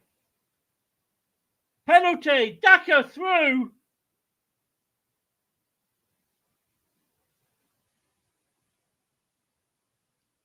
This is this double jeopardy rule.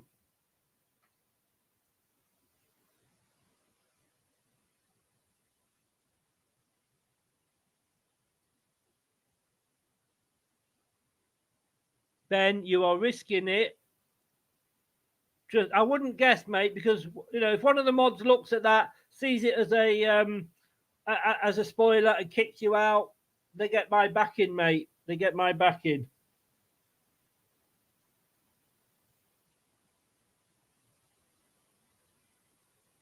So who's going to take the penalty? It was a penalty, clearly. The referee got that one right. Daka's going to take the penalty. So, striker taking a penalty. Come on, Leicester. Patson Daka won it. Patson Daka's going to take it. Yes! Double goal from Daka. Daka, do. Yes.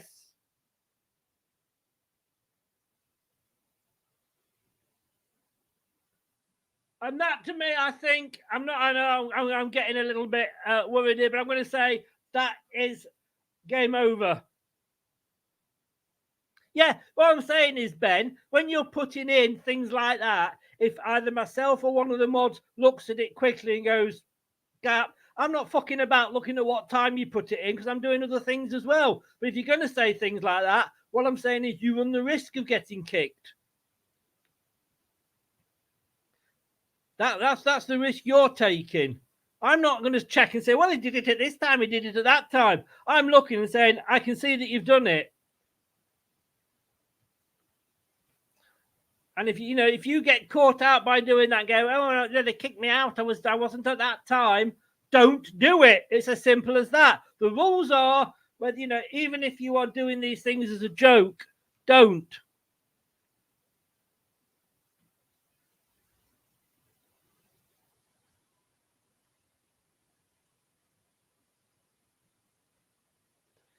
So it's up to you. You can do it all you want, mate, but if you get kicked out, don't come crying like a little baby back to me.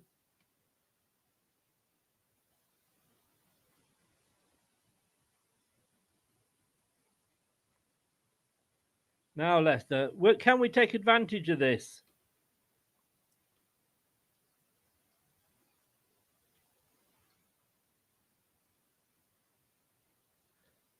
Is Daka going to get a hat trick here?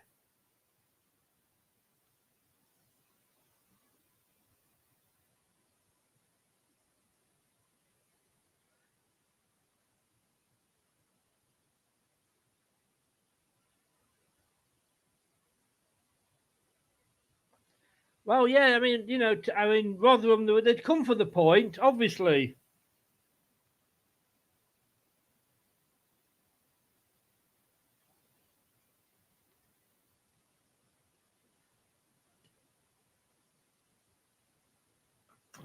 Two quick goals there. That has, as Jerry Taggart just said, the wind's been taken out of the sails.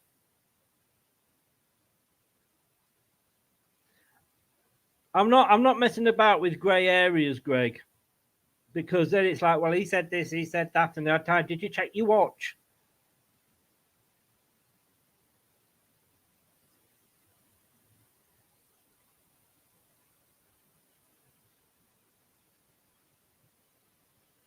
Right, well, if you put prediction, but again, it's all about the, just if you're doing it, you're running the risk, mate. That's all I'm saying, Ben. That's all I'm saying. If you do it, you run the risk. It's like if you're doing 41 miles an hour in a 40 zone, you take the risk.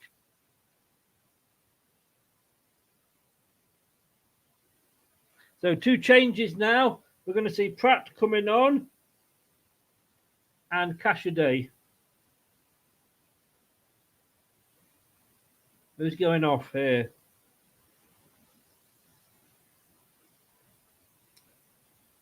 So Rotherham are making a couple of changes as well. Hugo's coming off for them. Kelly's coming on.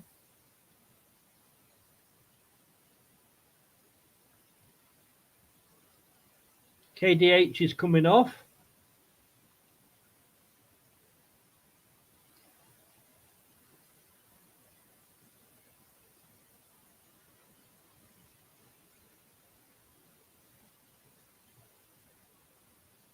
Dennis Pratt for Kieran Dewsbury Hall. And who's Cashaday is going on for Ndidi. So we are completely changing our midfield.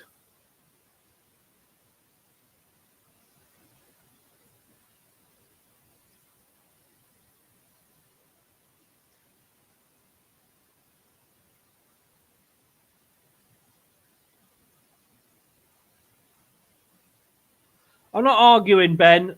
You put it in, you take your chance. End of. If you get kicked, just don't come running. I'm not going to waste the whole of my life arguing with you.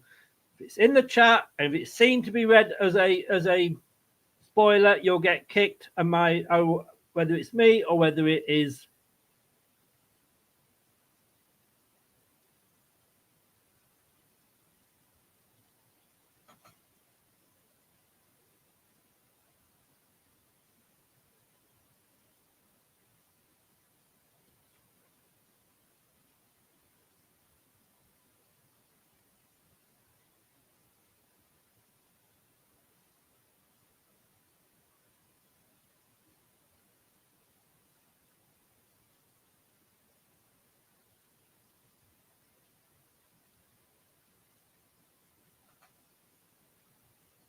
Somebody had come in pretending to be Ben then and was going on about the craft. No, that was a different Ben, I think. That was a different Ben, and he has been banned. Mods can kick out, I can ban, and I've banned him.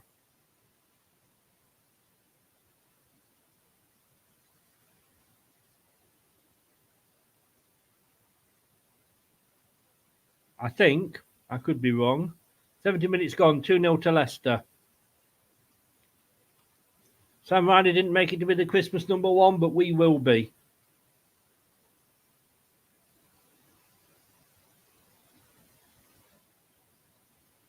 Hey, Ant. How you doing, mate?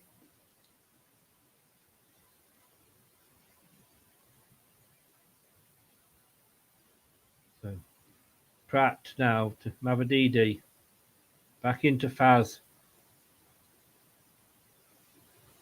Vestergaard.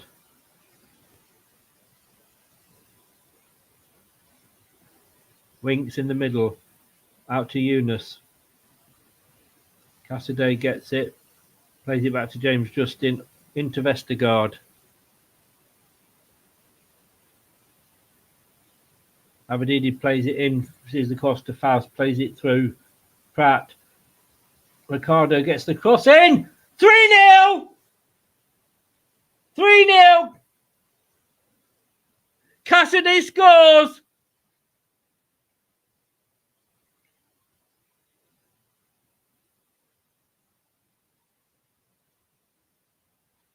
Wow, 3-0. Bring it on home.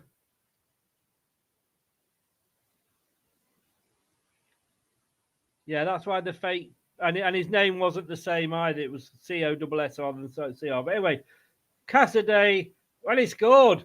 He scored. It was a lovely crossing from indeed Ricardo. I mean, Ricardo plays it across.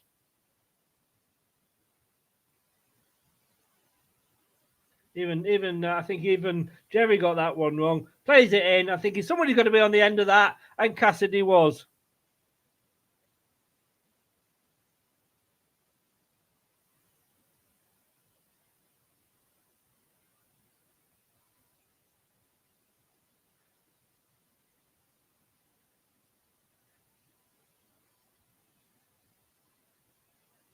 Wow.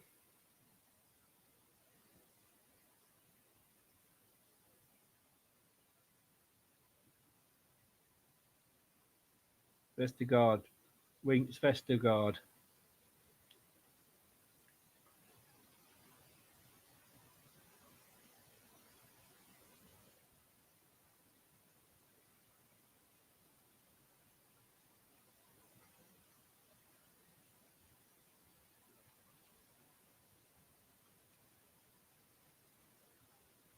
We'll find out if it was Ben nipping out and coming back in again. Well, he won't be able to get back in because, I say, it's the Countess Band, whatever he calls himself. So, Vestergaard, Leicester now just playing it around the back. 73 minutes gone, as you can see. Vestergaard.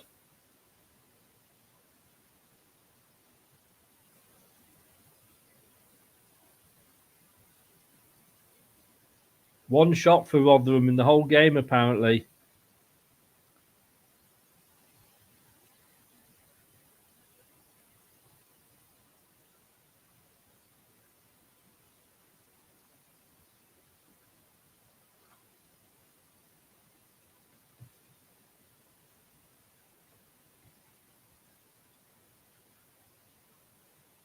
So Daka now, James.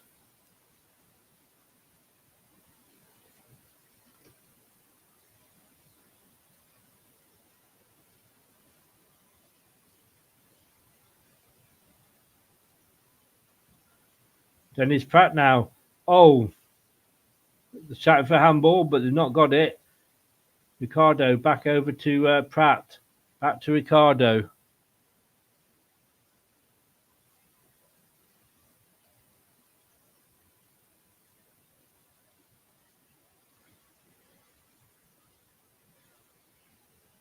Do you know why I never win on the lottery?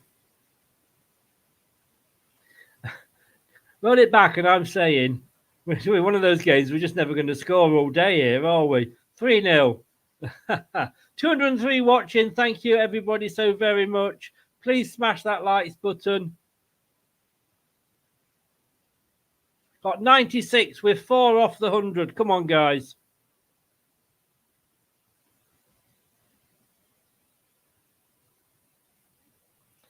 Oh, bad ball. Faz saw that away in advance. Got it out to Mavadidi now. Step overs towards running into the box. Plays it back to Ricardo. Pratt on the edge of the area. Tries to lift it up, but it doesn't. Falls to Cassidy, but he loses it. Hello, Squirrel. How you doing? It's been a while. I'm sorry to everybody if I went a bit mad there about the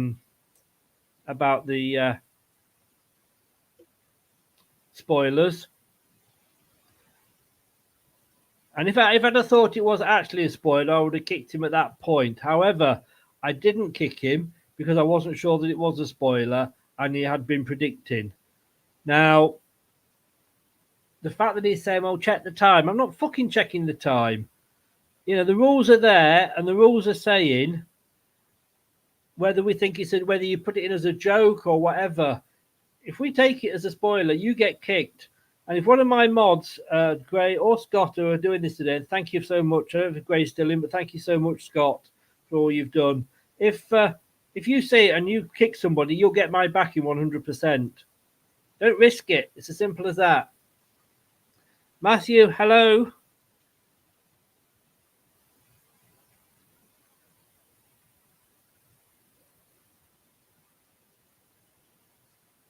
Don't know what you mean, Rennie. Justin is off now. Sutar is coming on.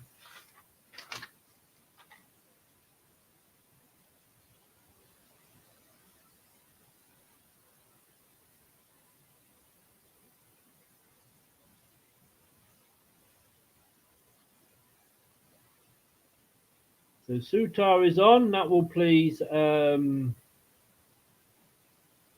will be pleasing Luke.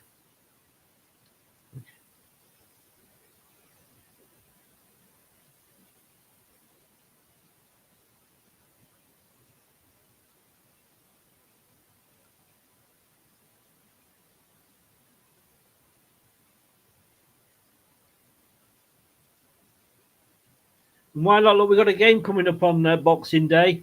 Why not take advantage and a change now for Rotherham? Why not take a chances? Yeah, we play next on Boxing Day, Rennie.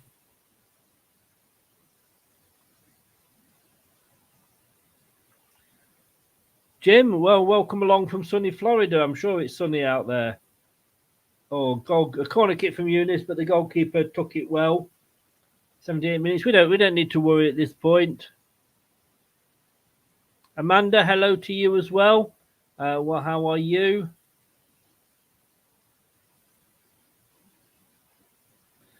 Guys, 100 likes. Thank you so very, very much. We try and get 100 likes on the watch along.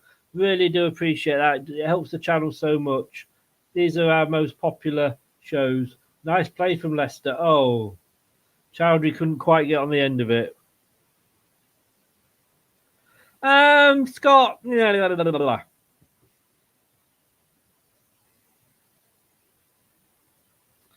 Lazarus, I think you're probably right. I mean, you know, well, he did it for us against Moscow that time. I know that's one game, and I keep going back to that. I know. We are on track to be. I mean, we are going to have now. We've got 58 points. So 58 points, and that is after 23 games.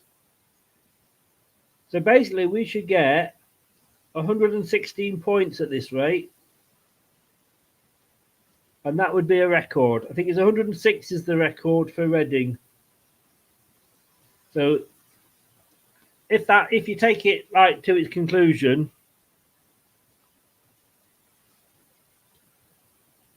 Vestergaard, Winks 1-2 in again. I feel happy now. Oh, Chowdhury, what are you doing? Taking it much too nonchalantly there. Vestergaard and Winks and Vestergaard again. And back to Winks again. Winks turns now and plays it through. Dennis Pratt, lovely bit of touch there from Dennis Pratt. Plays it back to Winks. Oh, jumps over the challenge well. Out to Faz on the nearer side, but he plays it inside. Oh, I don't know who that was played to. Pratt was struggling to get there. 80 minutes gone.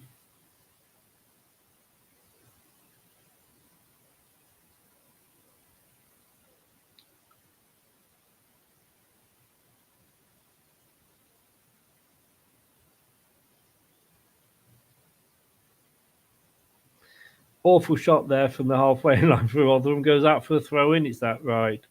On today's performances, if Ipswich play like they did against Leeds and we play like the second half here, yes.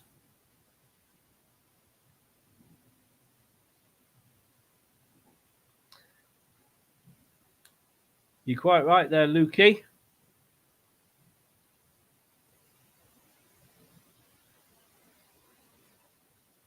So out fast coming down the near side. Still 9 minutes to go.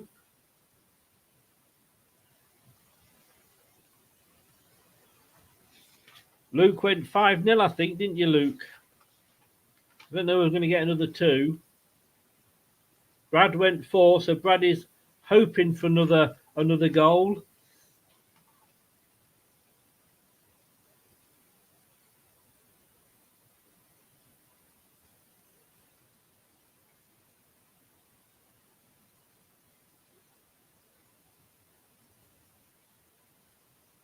Oh, Chowdhury kept it in well there from Sutar's winning header. Daka twisting and turning. He loses it eventually. But good performance overall by Leicester. We dominated the first half, although we didn't actually get anything from it.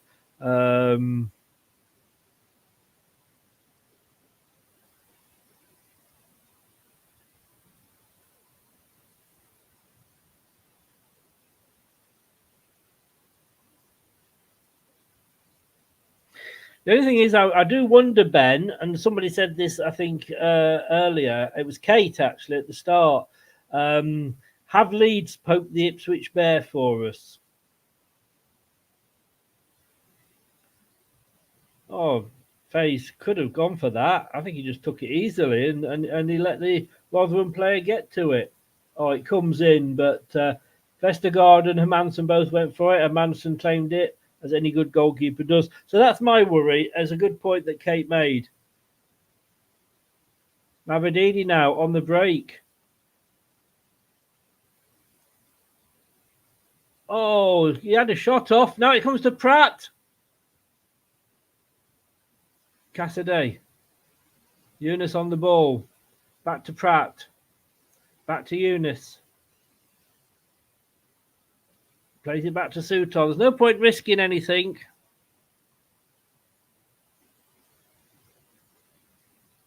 Harry Winks. Mavadi to Faz. He's standing there in his arms like, run for me, give me something.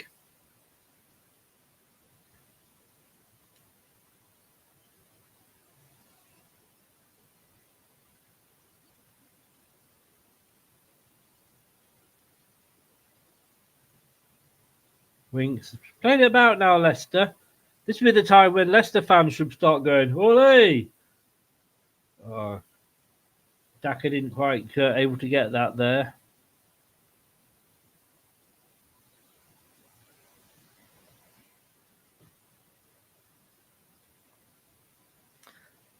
Well, Ben, we've got to wait and see and find a when we do have our dip, is this Ipswich dip coming along? I mean, it's frightening to think had Leeds not had the bad start that they had to the season, there would definitely be a 3-horse race rather than what it is currently, which is a 2-horse race. And that's not being disrespectful to Leeds, but they're still 10 points behind Ipswich and 13 points behind Leicester now.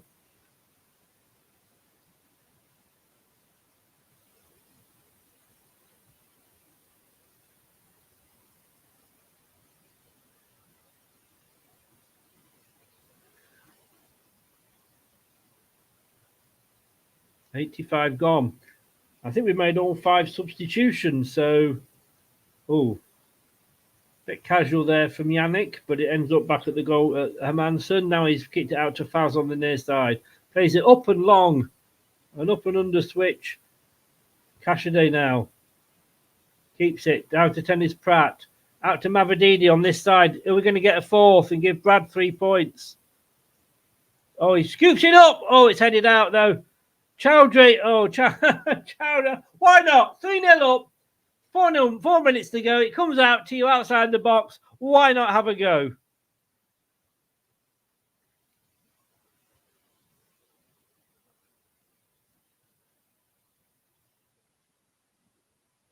Jerry Taggart's just saying exactly what I was saying. Just go for it, Chowdhury. Go for it. I like Ipswich. Then again, I like Leeds. I don't have anything against Leeds.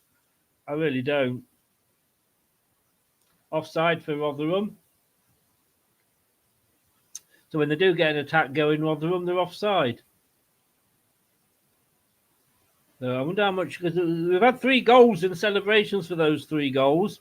So there could be maybe 4 minutes of stoppage time, do you think?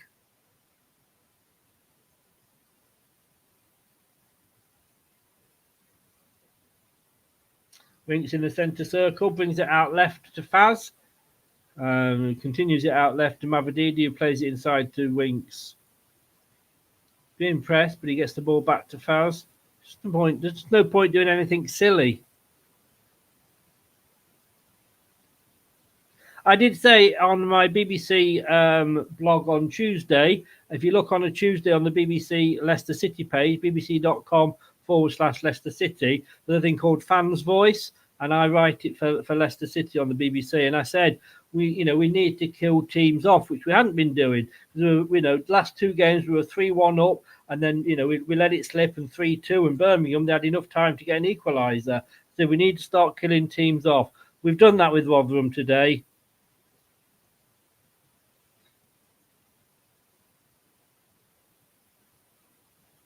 Jeff. Oh, I wanted to stay at 3 then, Jeff.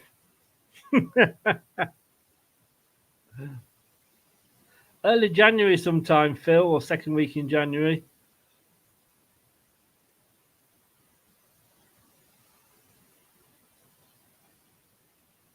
See, when we say like, oh, has Pratt made a difference, or Cassidy, or these players are coming on when the game's won, really, aren't they?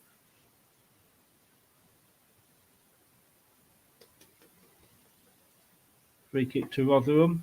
A few minutes will go on the clock.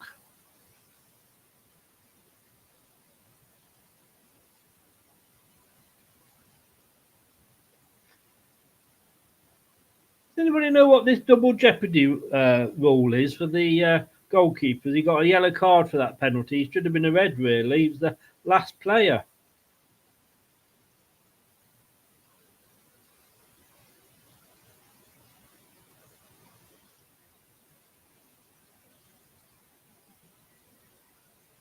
So Winks doing his defensive duties now. Mavadidi plays it forward for Cassidy. Doesn't quite get to it though.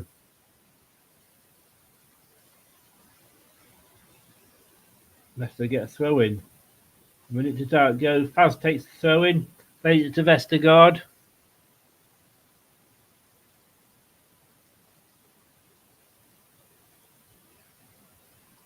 I used to work for Blackburn Rovers, so if they go up, I don't particularly I lived in Burnley, but I worked for Blackburn Rovers. That was taking my life in my hands, wasn't it? Yeah,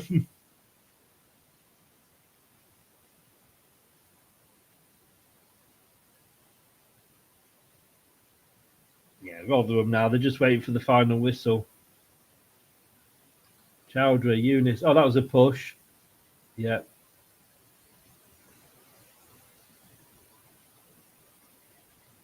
Chowdhury was going to take it quickly, but changed his mind. Played it back to Vestergaard. Plays it across field to Faz on the left here. He's got options. Mavadidi. 5 minutes. Well, I wasn't far off there, was I? Maybe we have got time for 2 more for Luke.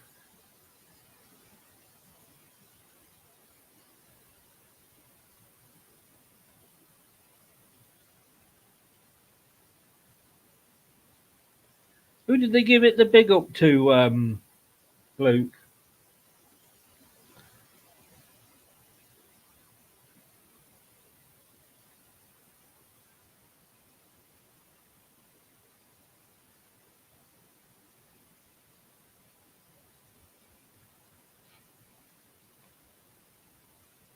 Oh, easily picked up there by Winks. Plays it out to Faz coming forward.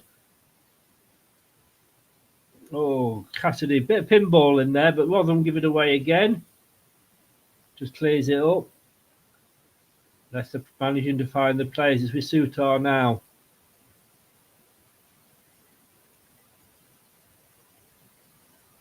Leicester go with the ball. 91 minutes with 4 minutes time left. Number 1 at Christmas. Da da da da da da da da da da da da da.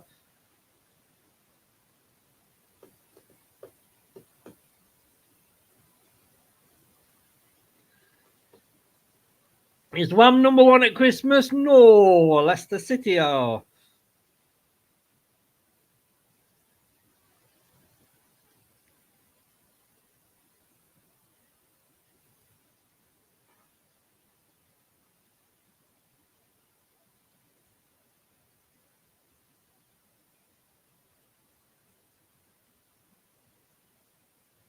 Nice play by Leicester. Oh, Eunice. It was a lovely 1-2 with Cassidy. Eunice ended up going out for a throw-in.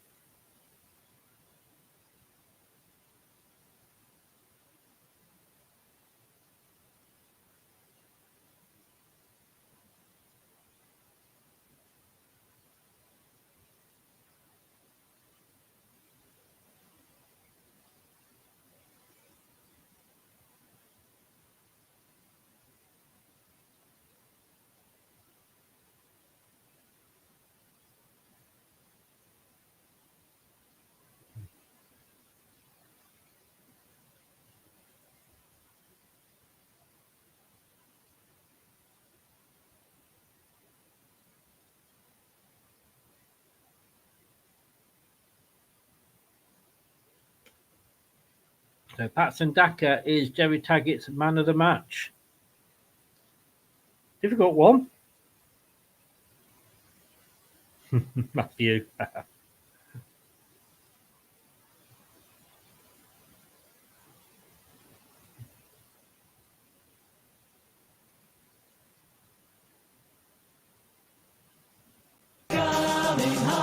It's coming home, it's coming. That's a lot, wasn't it? It's coming home, it's coming home, it's coming. Offside, fortunately.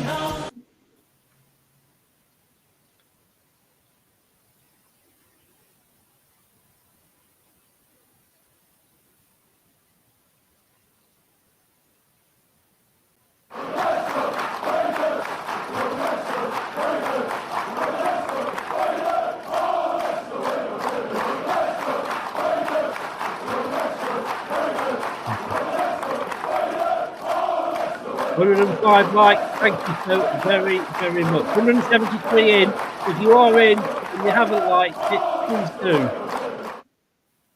It does help. And if you're new, please do subscribe to the channel as well.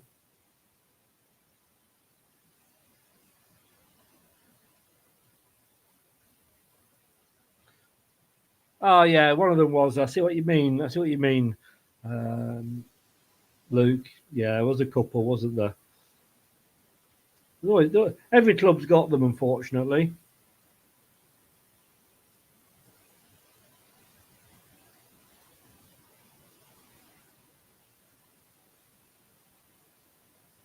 It is. It's full time. It is full time. And I think with Fee, you are a lady. Thank you very, very much. Really do appreciate that. You are a so lovely person. Thank you, Fee. 9-0. 9-0. Sorry, 3-0. I'm going to go off. I'm going to have a little bit of a break. Wet point Percy, as they say. And I'll be back to keep up with all the comments. I'm sure Luke will be joining us as well straight after this. Yes! Yes! Yes! Yes! Yes! Yes! Oh! Oh! Oh! Oh, God. Oh, I'll have what she's having.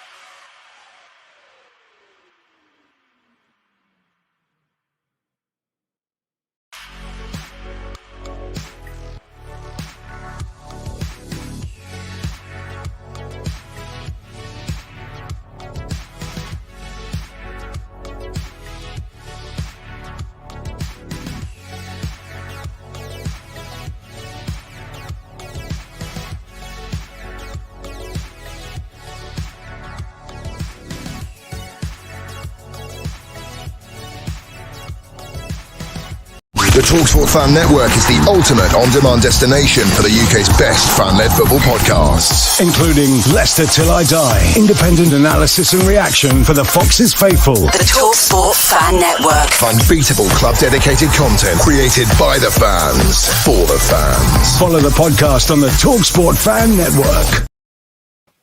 A piece of piss that in the end, wasn't it, Luke? Hey, brilliant.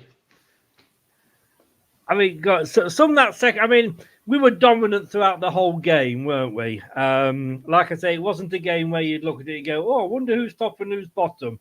They came. They didn't just park the bus. Like I say, they parked a fucking express train, didn't they? Yeah, but we put a frag grenade in that bus. Yes, we did. We did indeed. Let's just catch up with some of the comments here. Fee. Oops, there we go. Fee, you are a lady, sir. Thank you so very, very much. Really do appreciate that. Always a pleasure to have you in. And we managed to get through a whole show and you're still in.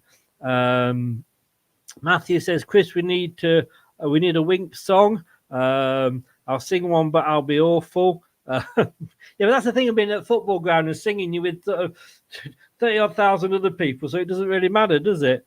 Well done to you all in the chat. Great achievement for smashing the lights. Yes, thank you so very much. 105, I think it was at the last time. Halfway there, 23 played, 23 to go.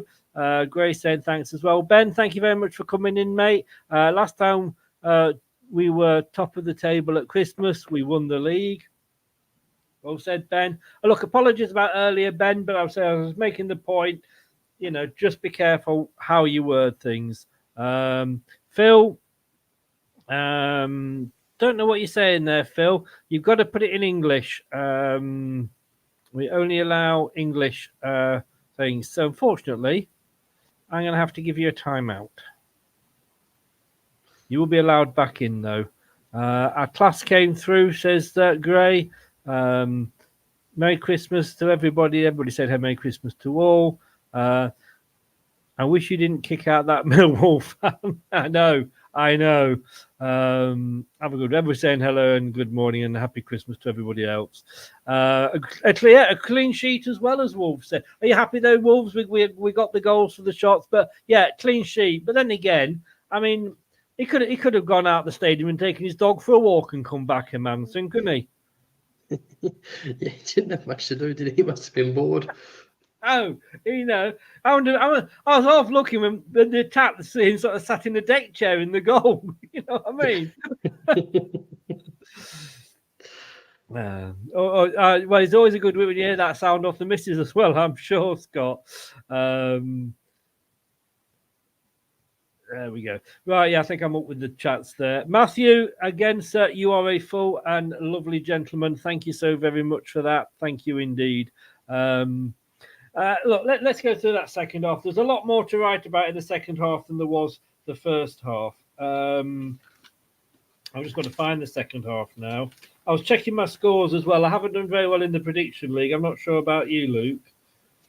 Well, if we still had VAR and we were given those penalties, I reckon I'd be sitting comfortably at 3 points after that game. So, oh, you went 5 in the prediction league as well? I did. Well, I had to. I thought about going 4. I was like, I've got to stick to my prediction. Yeah. Oh, Brad, what a shame. Brad only got 1 point as well. One more goal and he would have got 3 points. All right, who went for 3-0 in the chat? I went 3-1, but I don't mind being wrong there. You went 5. Lifty Elevator went 2. Jeff went 4-0. Scott 2-0. Fee went 4-0. Turnavati went 4-2. Ben went 4-1. I can't remember who that was. Went 4-1. Jeff possibly. Steve went 2-0. Andreas, the only person to get it right. Andreas, well done. Well done. Now. What were you saying about Daka at the start of the game? Right, now let's go back to my original point. We were talking about Iheanacho. Do you still think we should not sell him? That's 4 goals in 4 games. And I'm his biggest critic as well, so I like eating humble pie. What, Daka, do you mean? Yeah, Daka's now nearly got the same amount of goals as Iheanacho in 4 games. Well, it's 3 goals, isn't it, and 1 assist? No, it's 4 now. Got goals. 2 today, didn't he? Sorry, yeah. Yes. quite right. I can't even read my own thumbnail. Yeah, four goals. I mean, I was saying this, and I got a little bit worried. Gray, you are a gentleman as well, sir. Have a great Christmas. You are a gentleman, sir. And I did post your link earlier for you, Luke, by the way. Thanks, man. I appreciate that. And thank you to everyone that subscribed. It means a lot. I don't know if I've still got it as a paste here. Yes, I have. There you go. I'll put it back in the chat as well there, because it might not allow you. I'm not sure that. Have I made you a mod? You're a mod, aren't Yes, you have. Yes, you have. Yeah. So you should be able to post links. But look, I put it in again there for you. So get down under and support this guy. Click that link. Leicester City Down Under. It's just starting out, but it's a good channel. Go and give him your support, guys. Thank you. Yeah, that's it. Okay. 48 minutes off the line. I mean, how that was not a penalty. I may well have raised my voice a little bit at that moment. I mean, that should have been a penalty when they cleared it off the line, shouldn't it? All day. Stone dead penalty. Yeah. I mean, I don't know the referee. I mean, I don't think he could not give the other penalty, which we'll come to later. But yeah, I mean, that was that. Oh yes, Chris, remember Dan's chili challenge? Well, Lucas stated if Ant beats him in the prediction league, he will eat some of the chili. Has he? Oh, Jeff, don't cross me out, Jeff. Don't cross me out. Oh, I did not know that. Oh, we'll do it on the channel. If it's on your channel, which obviously it will be, and you'll have to share it to this one. We've got to see that. You've got to see that. So what is it you're actually eating? Like a ridiculously spicy chili. Yeah. Yep. Oh, not one of the. I saw. I quite like. What's the breakfast show on Channel 9 called? Good today. Don't know I if you would watch know. it. No. The only thing that you guys watch that's Australian is Neighbours and Home and Away. Oh no, well I don't watch the actual thing live, but I love the clips on YouTube.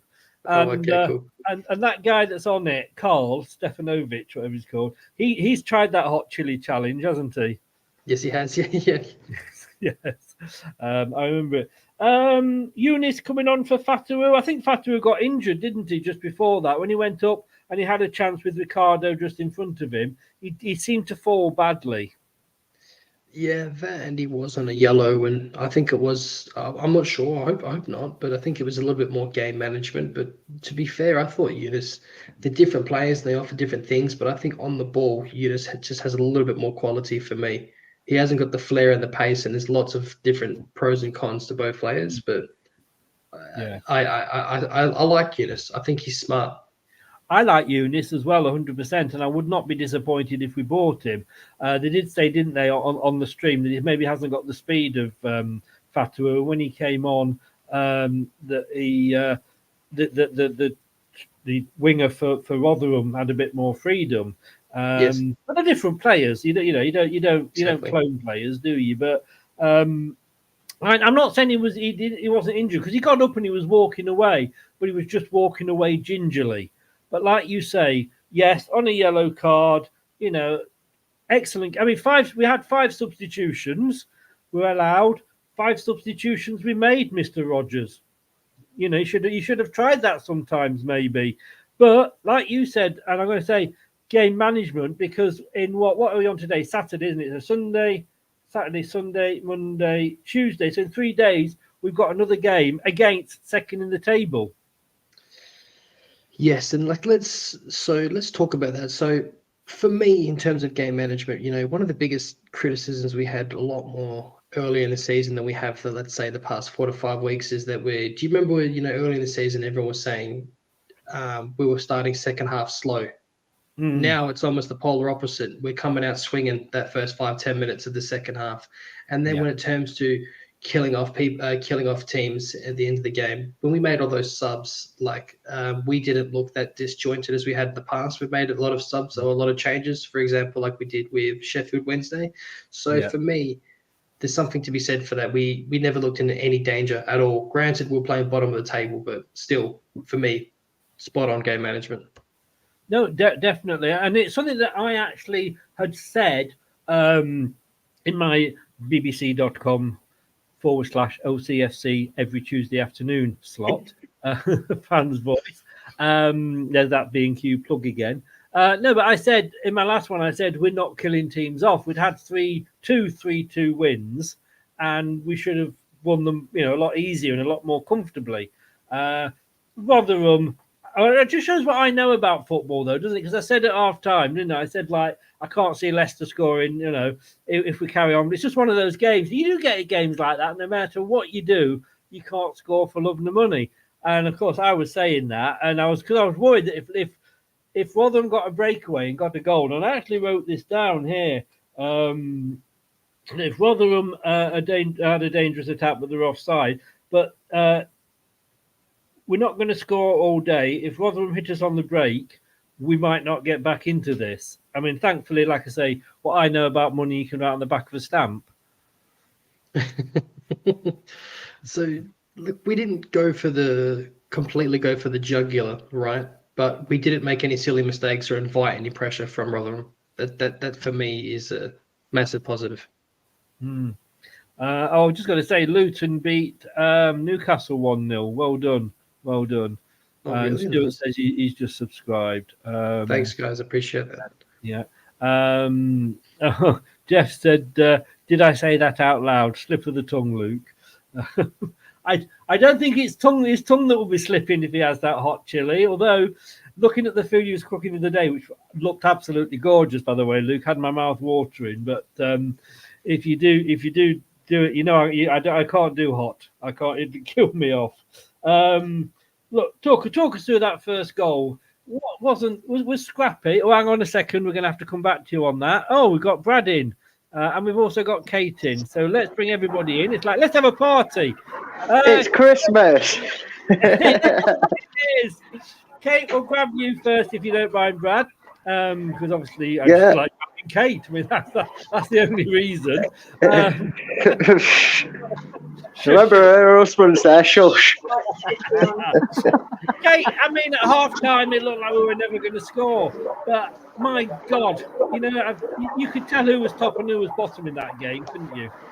Yeah, absolutely. I felt a bit the same from the other week, actually, getting to half time and thinking, God, are we going to score this or what? And then I think Enzo said a couple of games ago that he changed it at half time to overload the defence. And I don't know whether we really did that again. I've not been able to analyse it like that. But yeah, all about patience. And we seem to have created a bit of a knack for finally breaking these kind of teams down. So it was just a case of when one went in, the rest would follow. And yeah, frustrating first half. But I didn't really expect any less from Rotherham, to be honest.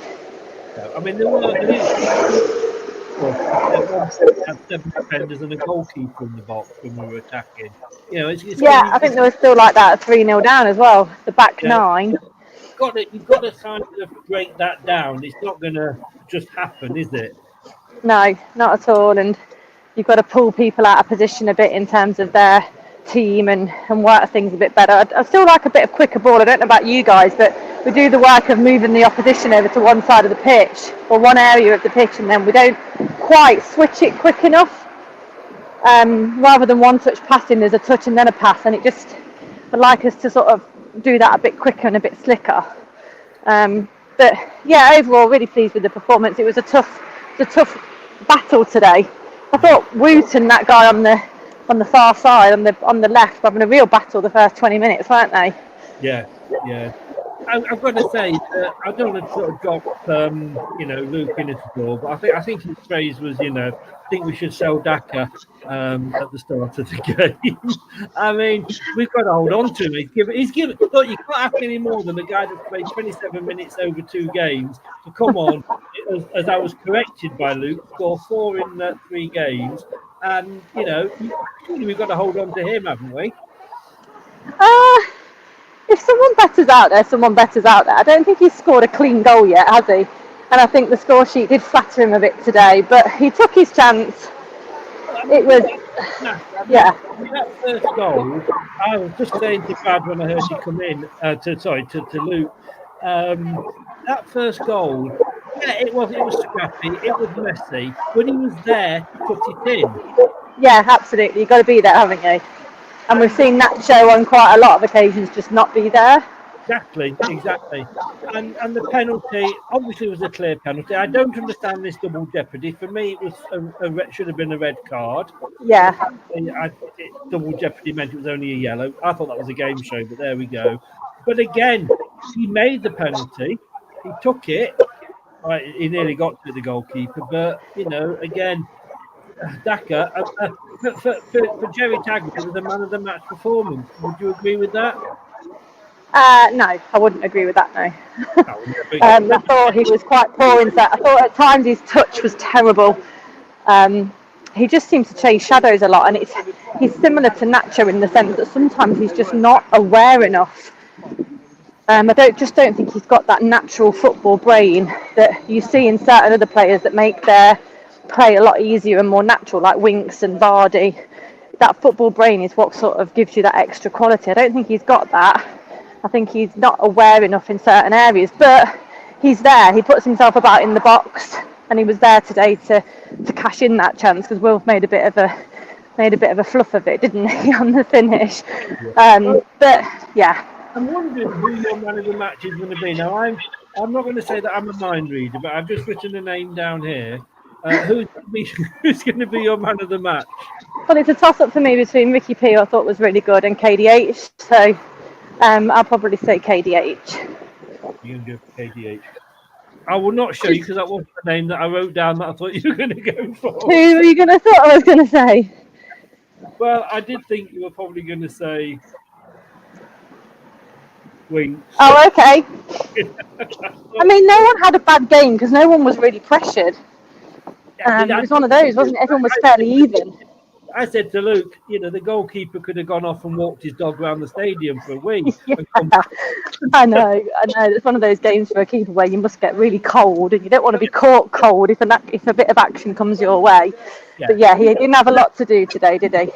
I mean, I'm going to say Ipswich earlier, no shots in 90 minutes. No, sorry. Did they not? No shots on target in 90 minutes. Oh, wow. Okay. For me, I saw their XG was like 0.1 or something. Yeah, they were awful. Leeds so deserved it. I've got to say, Leeds impressed me.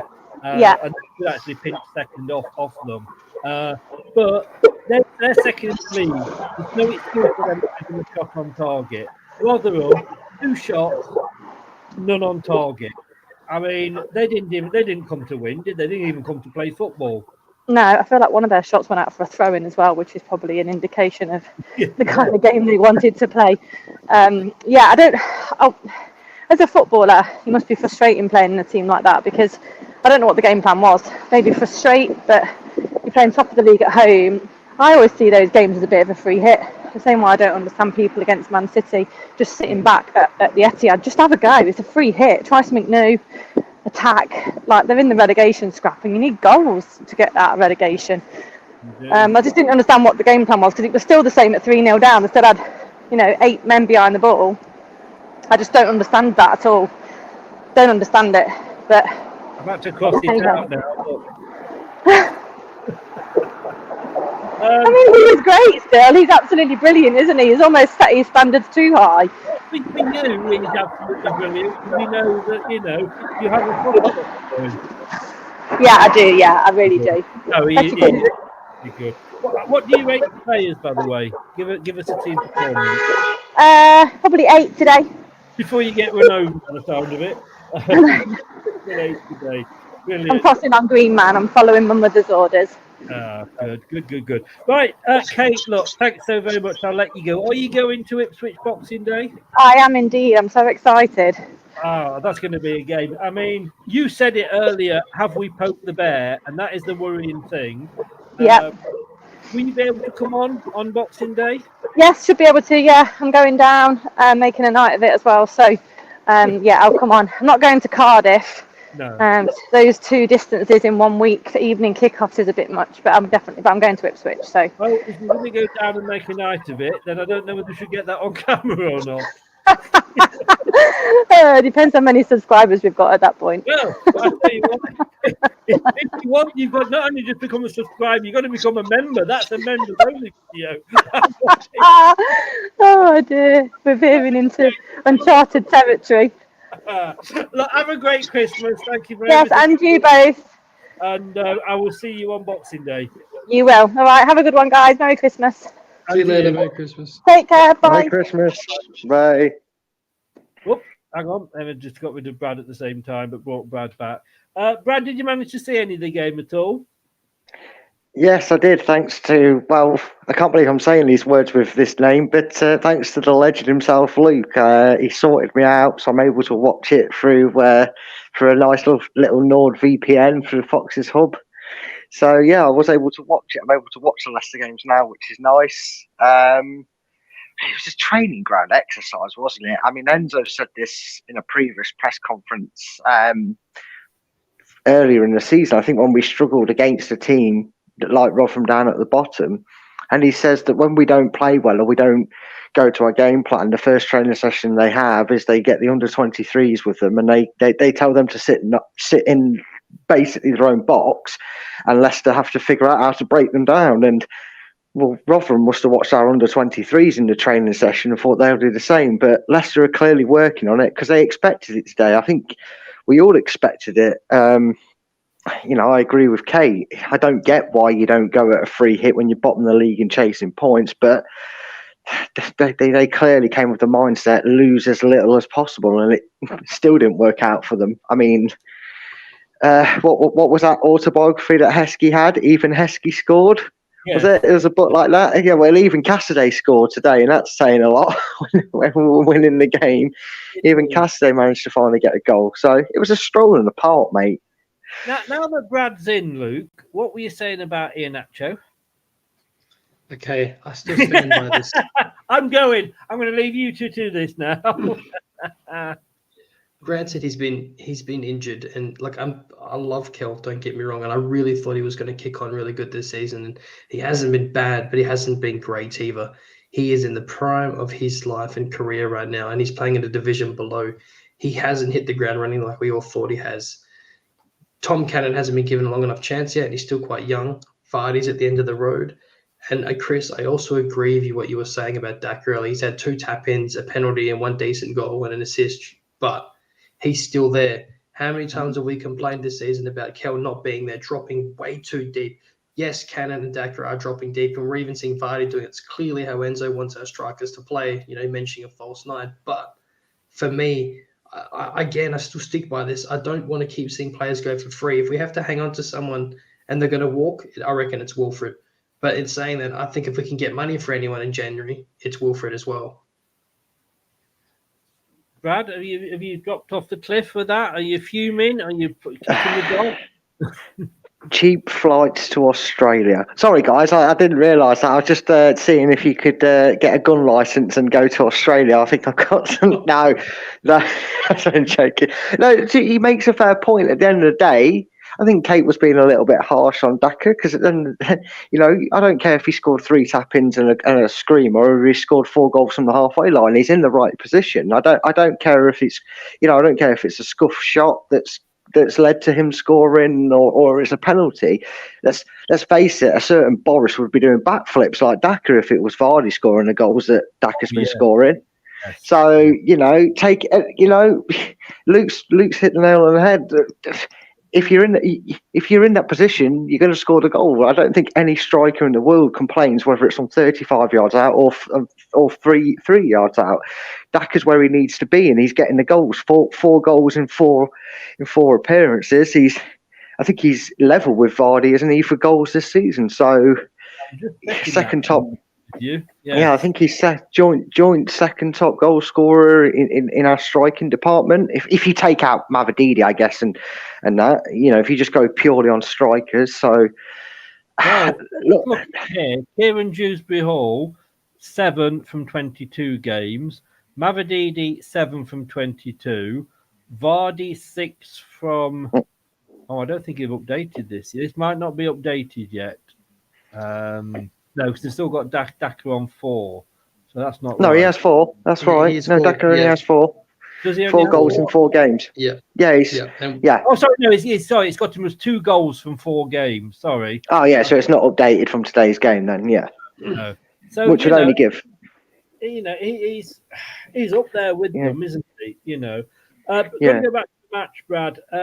Penalty before we got the first goal when we cleared off the line somehow. But that was a penalty all day of the week, wasn't it? The referee, I think, was a bit awful in that. The whole game, to be honest with you. Yeah, it was. But I don't know why anyone would. But if you watched the Villa game last night, it took 8 minutes for them to decide to give a clear and obvious penalty. So I'd rather get a dodgy referee decision than see VAR wasting our time. I know we bring it up every time, but that was. The thing is, like, the referees in this division, they have the luxury of not being burdened by the technology. So he tried to let a few go, but I think, which game was it, Chris, where we spoke about a stonewall penalty which the linesman should have given, and because the referee had it blocked. So sometimes you just thinking the officials got to help you out there. If the referee's not giving it, why isn't his official? Surely he's got an eye on it, and he's going, actually, no, that is a foul. You know, that's his job. That's, he's not just giving throw-ins and corners. He's there to go, actually, I've seen something that you maybe haven't. That's a foul. It's a stonewaller, but again, it hasn't cost us. And again, football karma came around because we got a penalty of our own eventually anyway. Yeah. The thing is, though, Luke, that Jerry Taggart was saying the referee was, and I like I say, I'm going to criticise referees this season, but I would sooner have bad referees in the Championship with no VAR than bad referees in the Premier League with VAR, because at least you say, well, they're human and they give him what they think. Like you say, in 8 minutes to decide whether it's offside or not. It's ridiculous. But what Jerry Taggart was saying on the commentary, and you obviously would have heard it as well, is that whilst he was letting play go on, which was good to see, not blowing up for everything, he wasn't going back and punishing the Rotherham players that I think, I agree with Jerry, he should have been doing. Yes, I agree with Taggart, and I also agree with everything you just said, although it is a lot easier to say that when we're winning games comfortably. If we're fighting for our lives towards the bottom of the table and we're stressing about relegation, like let's say last season, we'd be screaming for VAR. Well, if it was there to use, yes, and Mike is in. Hey, Mike, thanks for popping in. I think reading that, I think I'm getting the vibe that he's not happy. It's not Mike today, but I'll take it. This is Newport, although it could be Man United, could be either of you two teams, mate. Referees already mailed it in for the holidays. Can't blame him, to be honest with you.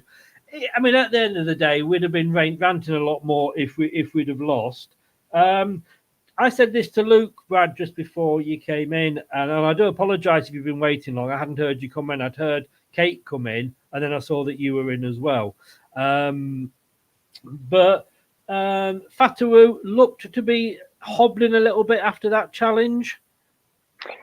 Yeah, I mean, you're hoping it's just wear and tear. I mean, very fortunate for Enzo today. He had a luxury of seeing his team 3-0 up or in front at a decent amount, and an opposition that just didn't care to play football. Let's put it real. Like you said, the only bright side Rotherham have from today's performance is they said it sounds like they had more shots than Ipswich did. So is that their claim for the weekend? I don't know, but hopefully it's just like a knock-on effect of the tackle, and given the fact that he came off fairly early in the second half, kind of tells you that Enzo was like, "You've done your job, mate. We'll do the rest, and we can win this game without you. You rest up. We don't want to risk you." And it's vital that we do that, because there's certain players in this squad. I know we've mentioned a few of them already, but there's a few players in this squad that we're going to be missing in a few weeks' time because of international duty. So, got to get the most out of these players while they're here and available for us. So, hopefully, it's nothing serious. It does seem like it's more of a cautious decision, but it's probably good then that Yunus Akgun came on and got some much-needed minutes under his belt. And Pratt as well, Luke. Okay, yes. So Brad raises a very good point. We are about to get gutted. Don't say that. He'll talk for twice as long. No, he's right. So for me, adding on to what Brad just said, we're about to lose 4 of our main. Let's face it, starting 11 players. Ndidi, Daka now as well, and Kel, and as well as I said Fatou, indeed, yeah. So better to lose them, right? So And yes, it's good to Sutar get as well, in fairness. and Sutar as well. But if we're talking AFCON players, and you want to get the most out of them while they're here, at the same time, this is why I like Enzo's game management. Yeah, we're up in front, but we still need to get minutes into the legs of the people that you can expect to replace them while they're gone, because we don't just want to kind of like in this not so much from to the wolves, but we don't want to see like what we're starting at Sheffield. We put a bunch of new players in that are not starting week in, week out, and it looks kind of disjointed. So I think it's important. And that's why I was actually kind of, if Daka didn't have as good game as he did, I would have expected Cannon to come on. You couldn't take him off. No, you couldn't. Penalty, Luke, I'll stay with you first. He couldn't not give that, could he? No, he couldn't. And I'm glad Daka took it as well. I know Mavididi scored his penalty last time we took it, but it was still a little bit scary to watch, and I thought Daka earned it. So get some confidence in the lad. And do you understand that double jeopardy rule? No, I was going to ask Brad. I do. Let's ask Brad, the all knowledgeable Brad. So, the double jeopardy rule, Brad? Yeah, so the double jeopardy rule came in on a protection for a goalkeeper. Surprise, surprise, shock horror. That basically you cannot give away a penalty and be sent off for the incident, because the reason goalkeepers were getting red carded if they committed a foul in the box is because essentially they're last man. So the rules of the last man rule is you get sent off. Basically, a lot of goalkeepers union. I might have been involved in the meeting. I can't remember being a former goalkeeper myself. But basically, what the argument? I know. Breaking news on LTID TV. Brad was a former goalkeeper. Won't be the last time I mention it in 2023. Yeah, and basically the outcome was that some of the decisions, even though there were penalties, a lot of them were deemed soft and only yellow card offences. So the double jeopardy rule basically means you get a penalty, but you cannot get sent off. And before people mentioned the goalkeeper that got sent off, I think it was for Watford, he'd already been booked. So he got a second yellow card. It wasn't a straight red. So a goalkeeper, unless he's on a second yellow card, can never... I mean, unless he does a Cantona, then the rule might get put aside for it. But essentially, for a foul like that, he can't get sent off for it. It's just basically what it is, because the last man rule was basically dictating them getting straight red cards. Yeah, that explains it. But he hadn't given a few penalties before that, the referee, Brad, but he couldn't not give that one, could he? No, he couldn't. I mean, that was Vardy-esque, the way he just absolutely mugged him. He absolutely mugged him. Former Leicester goalkeeper obviously wasn't around long enough to learn anything of Casper or those around him to. Yeah, he is. I think Johansson was a former Leicester youth product. I think in the description, in the commentary, and I'm thinking, who is he? Yeah, Victor Johansson. He was under. I think he was around at the time we had the most useless goalkeeper we've ever had, and I'm not talking Zoko Kalik. I'm talking Conrad Logan. So he obviously don't forget Pressman. Oh no, Kevin Pressman. He was very good at getting lobbed from other goalkeepers. He had defined art in that. He was a talent and half. Pressman, absolutely useless. God, but yeah, I mean, it was a clear penalty. And I tell you what, I know Kate said he went the right way, the goalkeeper, but that tells you how good a penalty it was. He ripped the side netting open, Chris. He hit it that well and true. I agree with Luke. A lot more confident than Mavridi's penalty is, even though he did obviously score his as well. But yeah, I mean, you're talking about players that might be out of contracts going on a free. If we're going to keep any, Daka scored 4 goals in 4 games, and he's still got years on his contract, whereas my love child doesn't. Maybe these new players need to follow in the youngsters that we keep signing on to long-term deals. Otherwise, we could be looking at Daka for our future strike force with Cannon. Well, yes, we could be indeed. Talk me through the third goal, Luke. Oh, that was beautiful. So the third goal came from Pratt to Ricardo, who put a beautiful ball into Cassidy. And I know Cassidy took it and good on him, but I thought other than that goal, it was actually a lot more positive from Cassidy for the time that he was on. It's been quite frustrating for me, and he looked a lot more confident on the ball and making the runs at the right time instead of running around like a headless chicken. But that came from Pratt, in my opinion. I thought Pratt was excellent for the time that he was on as well. What are your thoughts on the goal, Brad? Yeah, it was almost like I said. It felt like a training ground session, and it felt like Leicester were having a fun training ground session, and every player seemed to have a bit extra energy and swagger by them. Leicester did that all game, Chris. They knocked the ball around lovely at the edge of the box. They kept bustling off the ball. I mean, Rotherham at times in the defence were half asleep. I mean, their goalkeeper came out, putting it out for I think at one point nearly put it out for a corner. He skewed his clearance that badly. He somehow nearly kicked it behind him. So Rotherham at 6s and 7s, and Leicester just got their reward from their relentless effort going down both flanks. And it was a free header, 6 yards. I mean, that has any manager pulling the hair out watching and going, because he gets free header. And again, like Luke said, he's right. He was further forward. It's been frustrating because normally he's not been in them spots when we've needed him to be. And today he was, and he got his reward. Like I said, even Castley scored. So, yes, indeed. Luke, I'll ask you this first, and then I'll ask the same question to Brad. Rotherham, the worst team we played this season? No, I thought Stoke was. Oh, you'll have a. I'm going to be careful what I say. I can't say what I was going to say. You'll have a buddy. We'll just say call him Buddy. Lead the first bit off in Brad with you saying that. Your thoughts, Brad? Because I thought Rotherham were bloody awful. Luke, as much as I love you for saying Stoke were awful, because I've not to mention it, but who said 0-0 in the predictions chat? Got it right. Sorry, just say I thought put that out. Anyway, yeah, I have to agree. They were awful. I saw it. Don't you worry. Because you're agreeing with me, aren't you? Or are you agreeing with Luke?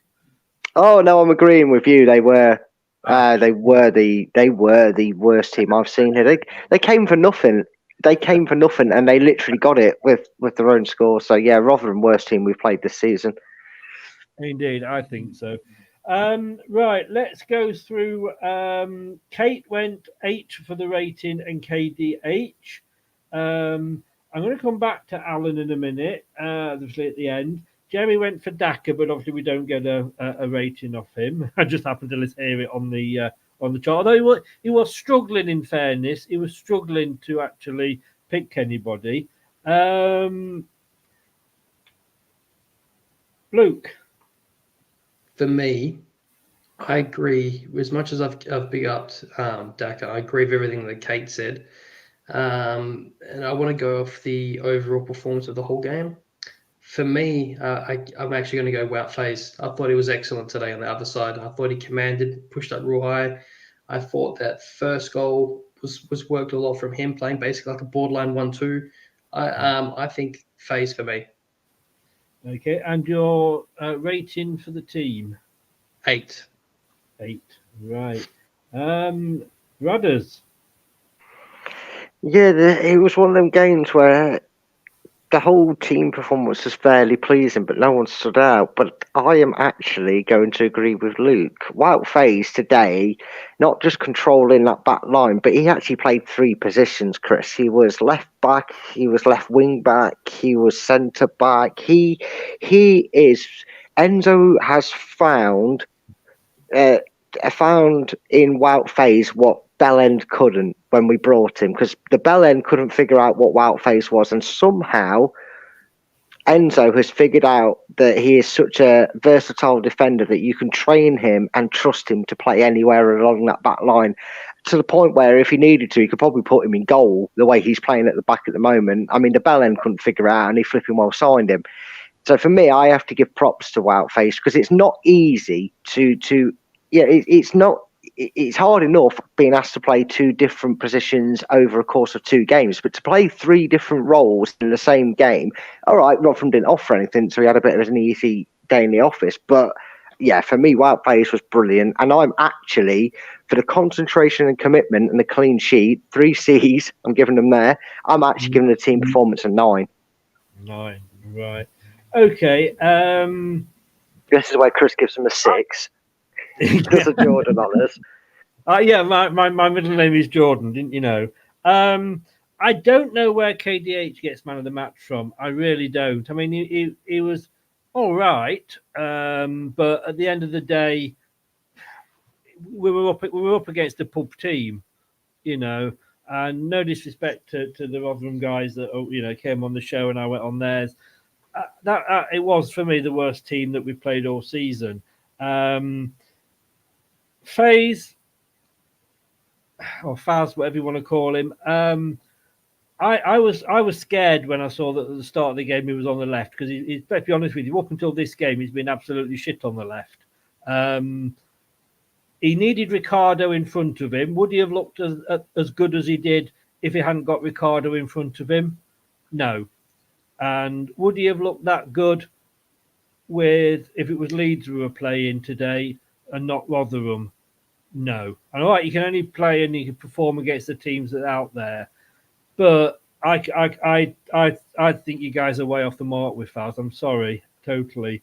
You're not going to believe what Alan's gone for. But I am going to go for Daka, only because, look, it was a dominant display.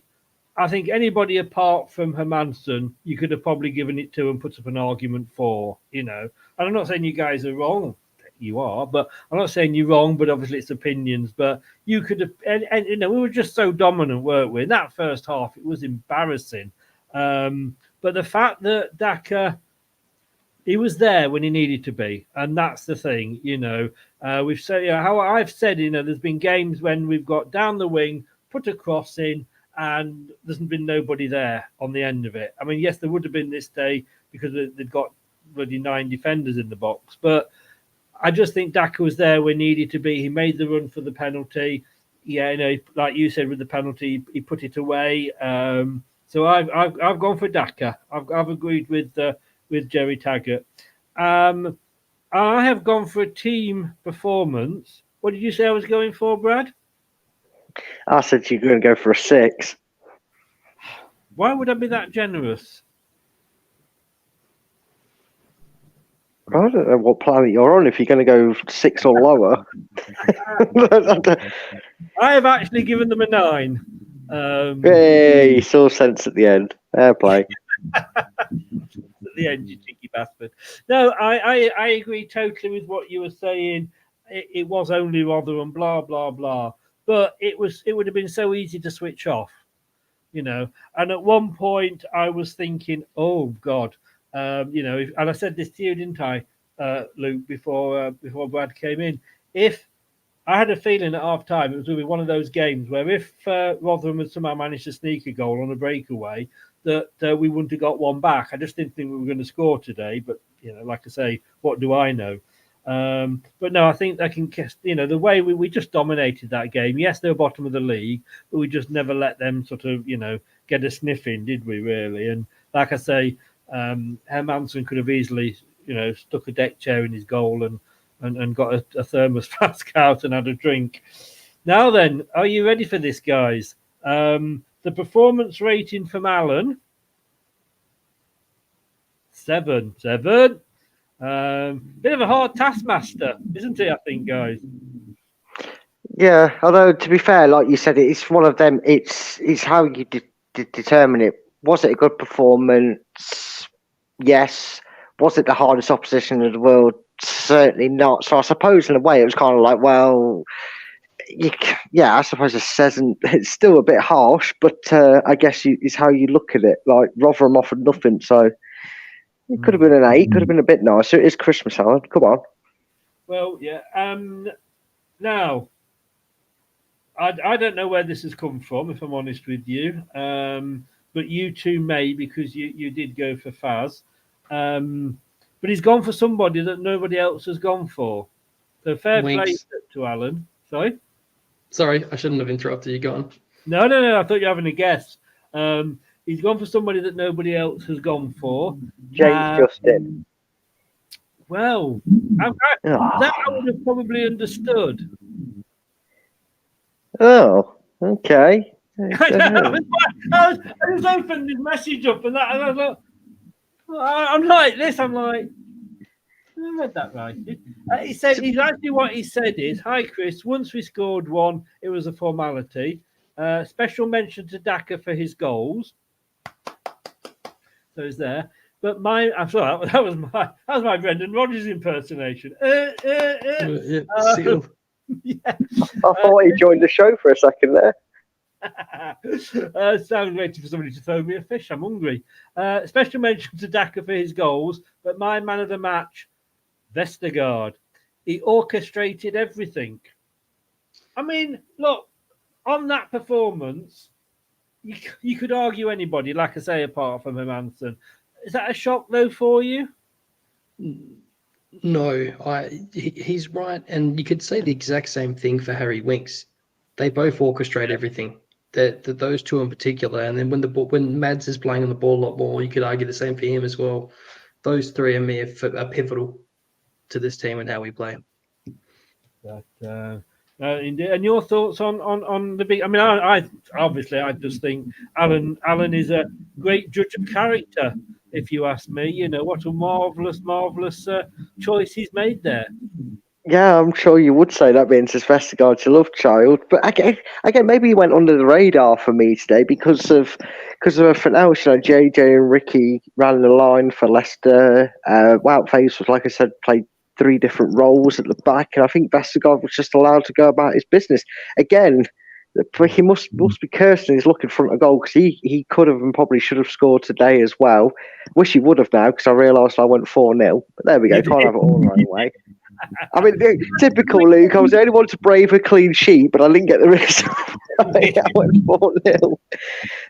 But no, he had a good game. And again, it's one of them where nobody had a bad game, so any shout for the man of the match seems like a reasonable one, really. Although I do agree with you, I don't think KDH had his greatest game. I don't know why he's in the running or the reckoning of people's voice, but it just shows, don't you, what you see through the TVs or the live streams or however you're following them, and then someone that goes to the game sees it completely differently. So always go with Alan because he's there, and he sees more than we only see the TV bit. But no, fair play. Look, number 1 at Christmas. Bugger off, Wham. Who's Wham? Who are you? We were going to be number 1 anyway, but Luke. I mean, that how good does that look? Brilliant. Absolutely brilliant. All green. Sexy. Thank you. What about the table? Just looking at it here. 31 plus 31 goal difference. 58 points. Like you say, all green wins. 6 points clear, Brad, of Ipswich. 13 points clear of Leeds and Southampton. We might as well pack up and go home now, mightn't we? Yeah, I said this could be a vital crunch time for Leicester, and I think it's a vital crunch time for Ipswich, Leeds, and Southampton. Really, I mean, I know we kind of had a difference of opinion on the prediction show over which result would be better for Leicester, but I think it's worked out perfectly. We could go into the new year potentially if we do a good enough job at Portman Road. We could be 9 points clear of Ipswich, and if all of a sudden we start making the gap as just as big between us and Ipswich as it is between us and Leeds, I just don't see where we get caught. No. I mean, I don't see how we don't break the record for the points in this division, let alone getting caught by anybody. It just seems like it's inevitable. For this first half, because obviously we are exactly halfway into the season now, and we have got 58 points. So if you obviously double that for the whole season, that would give us 116. The record is 106, so we would be well clear of that, wouldn't we? Just looking on whoscored.com, their man of the match is Patson Daka with 8.8. Unsurprisingly, there is not one Rotherham player in the top 5, nor is there one Rotherham player in the top 5 for shots. I've got to say, I'm looking at the match summary here. Leicester created a high. This is the strengths. Leicester created a high number of chances relative to their possession, stole the ball often from the opposition, was strong at finishing. Luke, do you know what Rotherham's strengths might be? Mate, if you want me to, I've got it here ready. I can pull the stats up and we can go exactly into detail what it is. No, I was testing you. I don't want you to cheat. What I'm going to say was, no, Rotherham's, according to I use whoscored.com, Rotherham have got absolutely no strengths at all. That's literally what I was going to say. Sweet fuck all. That's how bad they are. Their weaknesses were poor at finishing, lost possession often, were caught offside often, and I think they could have added another one there, were just shit, to be honest with you. Our weakness was we were caught offside often. Look, 24 attempts, Brad. 20 from open play. Rotherham, 2. 1 from open play. No goals, none on target for Rotherham. I mean, they're going down, aren't they? Yeah, I think if you're suggesting that Leicester are all but wrapping up and packing up for a move back to the Premier League, I think sadly for Rotherham fans, they're eyeing up your Barneses and your Bolton Wanderers next season in League One, because that was a disaster class. I talked about it earlier how Enzo does a Pep Guardiola, and when Leicester had a bad performance, he'd make them play against the under-23s. Well, I think our under-23s could have defended and put up more resistance than Rotherham did. I'm sure I'm sure they've actually had harder training sessions doing that than the under-23s than Rotherham did today. And when you see a performance like that, I know I don't want to remind everybody of it, but we have to talk about it in comparison. When we got relegated last season, there was probably a game where we played so badly. And I will say, right near the end of our season last season, it was that horrible defeat to Fulham. I know it finished like 5-2 or 5-3 or whatever, and we got some weird goals, but they absolutely battered us. It was like 5-1 or 5-0. They absolutely destroyed us. And I think that was, if we was all being honest, that was probably the point where we felt the nails in the coffin. And I think even if you're the most optimistic Rotherham fan, you've just watched them perform against like that, and you could say, yeah, it might be top of the league, but Jesus Christ, this is our goose is cooked. The turkey's happy because they're having goose for Christmas, and it's absolutely cooked. They're about as sure as going down for me as we are as going up. But it was terrible. I don't know, Luke, if you've been in the prediction league, and Rotherham are bottom. The only thing they managed in the last 5 is 1 draw. Talk about the prediction league. Brad, you got 8 points this week. I know, I'm still flying high on form. There was some late heartache that cost me a few more points. I mean, Birmingham couldn't get the job done against Plymouth, but I'll take 8 points. Me, you and Ant all picked up 3 pointers, though. You needed that, though, by the looks of things. Only 2 points behind me. I've gained 2 on you so far. Yeah, you excuse me.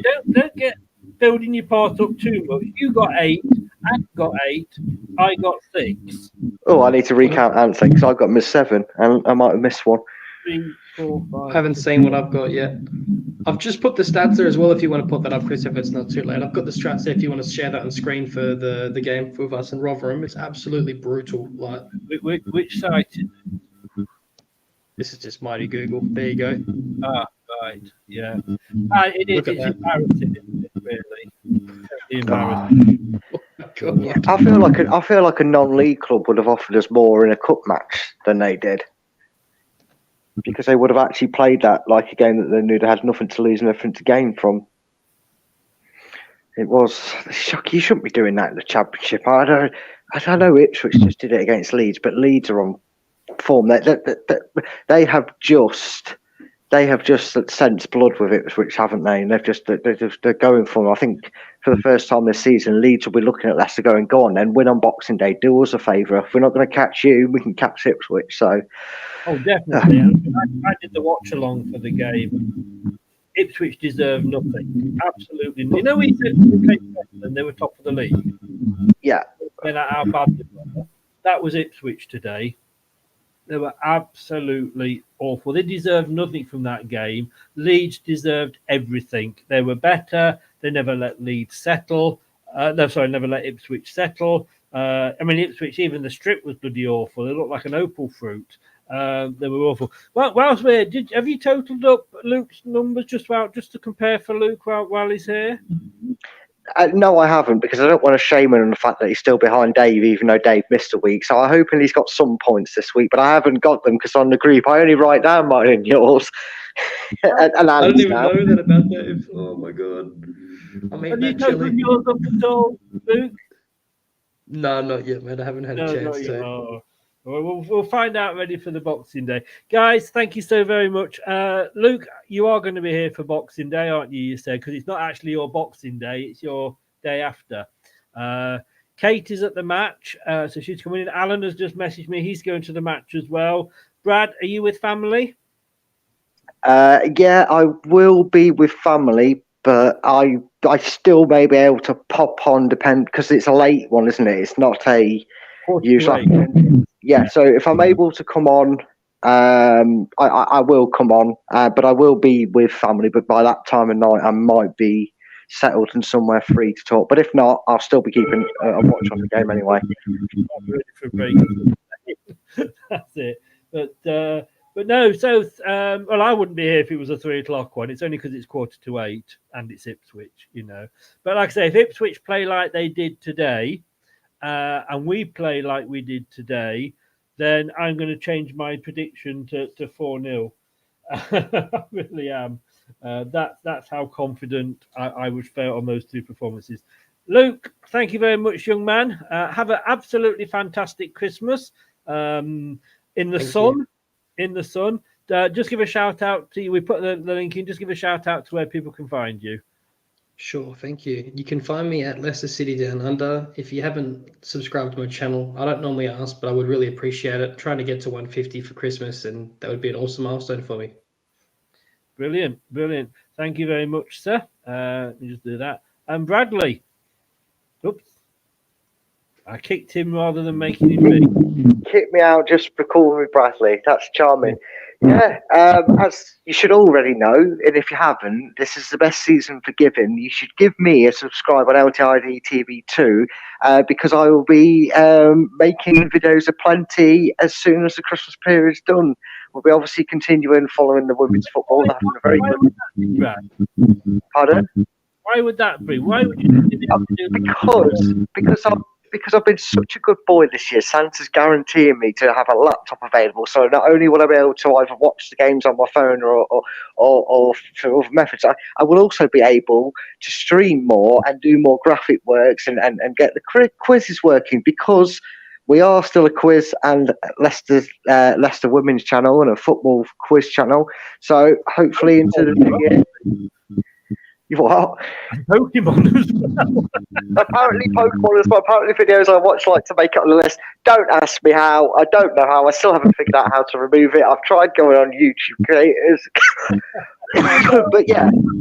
Funny. I just thought, did you know about this? But, look. Guys, have a fantastic Christmas. Thank you for everything for this year. Appreciate all your support. Have a fantastic one. Hope Santa empties his sack for you and that you're able to get full stockings. And then we will see you on Boxing Day. Maybe hungover, who knows? But all the best. Have a good one, guys. Yeah, take care. Have a good Christmas. See you later. You too, guys. Thanks to Luke, Leicester City Down Under. Get subscribing over there, and also to Brad, LTID TV2. Once he gets his lappy, that sounds bad, doesn't it? Once he gets his lappy, he will be able to do a lot more, and hopefully the reviews will be expanded as well, because we might see him channeling his inner Gary Neville. Who knows? But no, thanks very much, and thanks to everybody that's been in the chat. If you're a member, it's been absolutely fantastic for your support, your money. Thank you very much. For those that donate, Fee donates regularly. Gray did today. I think Nate did, and the other day. And if I've forgotten anybody, I'm going to go and find out here because it's actually starred up here for me. Fee, Matthew did today as well. Matthew, thank you so much. Gray and Doug, who donates a lot during the day, really does. Okay, I'm retired. I have to pay 250 odd quid a year for StreamYard. And then all different things as well. I've just got rid of the Athletic because I can't afford it now. That's gone up. So I really always appreciate that. Thank you very much. Have a fantastic time with your family. Stay safe. And if you're doing nothing Christmas Eve night, 9 p.m, surreyhillsradio.co.uk. Get over. We're having a Christmas party and I'm hosting it. Have a great one, guys. Absolutely enjoy yourself, and I hope you get what you want and you have a great time with your families. I will see you on Boxing Day. Good night. Hi, this is Chris from Leicester Till I Die. Thank you for watching and listening. Have a very Merry Christmas and Happy New Year. Don't do anything I wouldn't enjoy. No, don't. Whatever you do. We'll see you. Take care.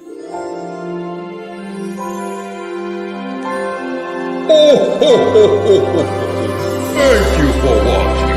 Have a Merry Christmas and a Happy New Year. That's all, folks. Thanks for watching Leicester Till I Die. This is Chris saying goodbye and see you next time.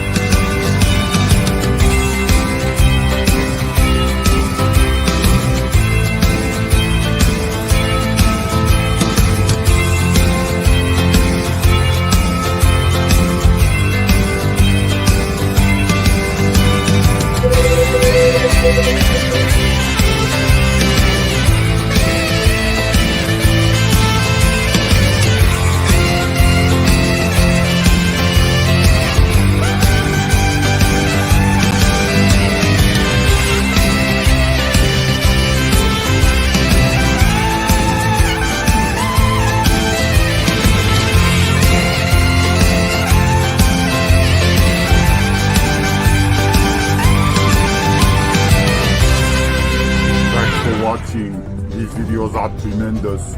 You better like them too, or I'll be back. Leicester Till I Die TV. They think it's all over. It is now.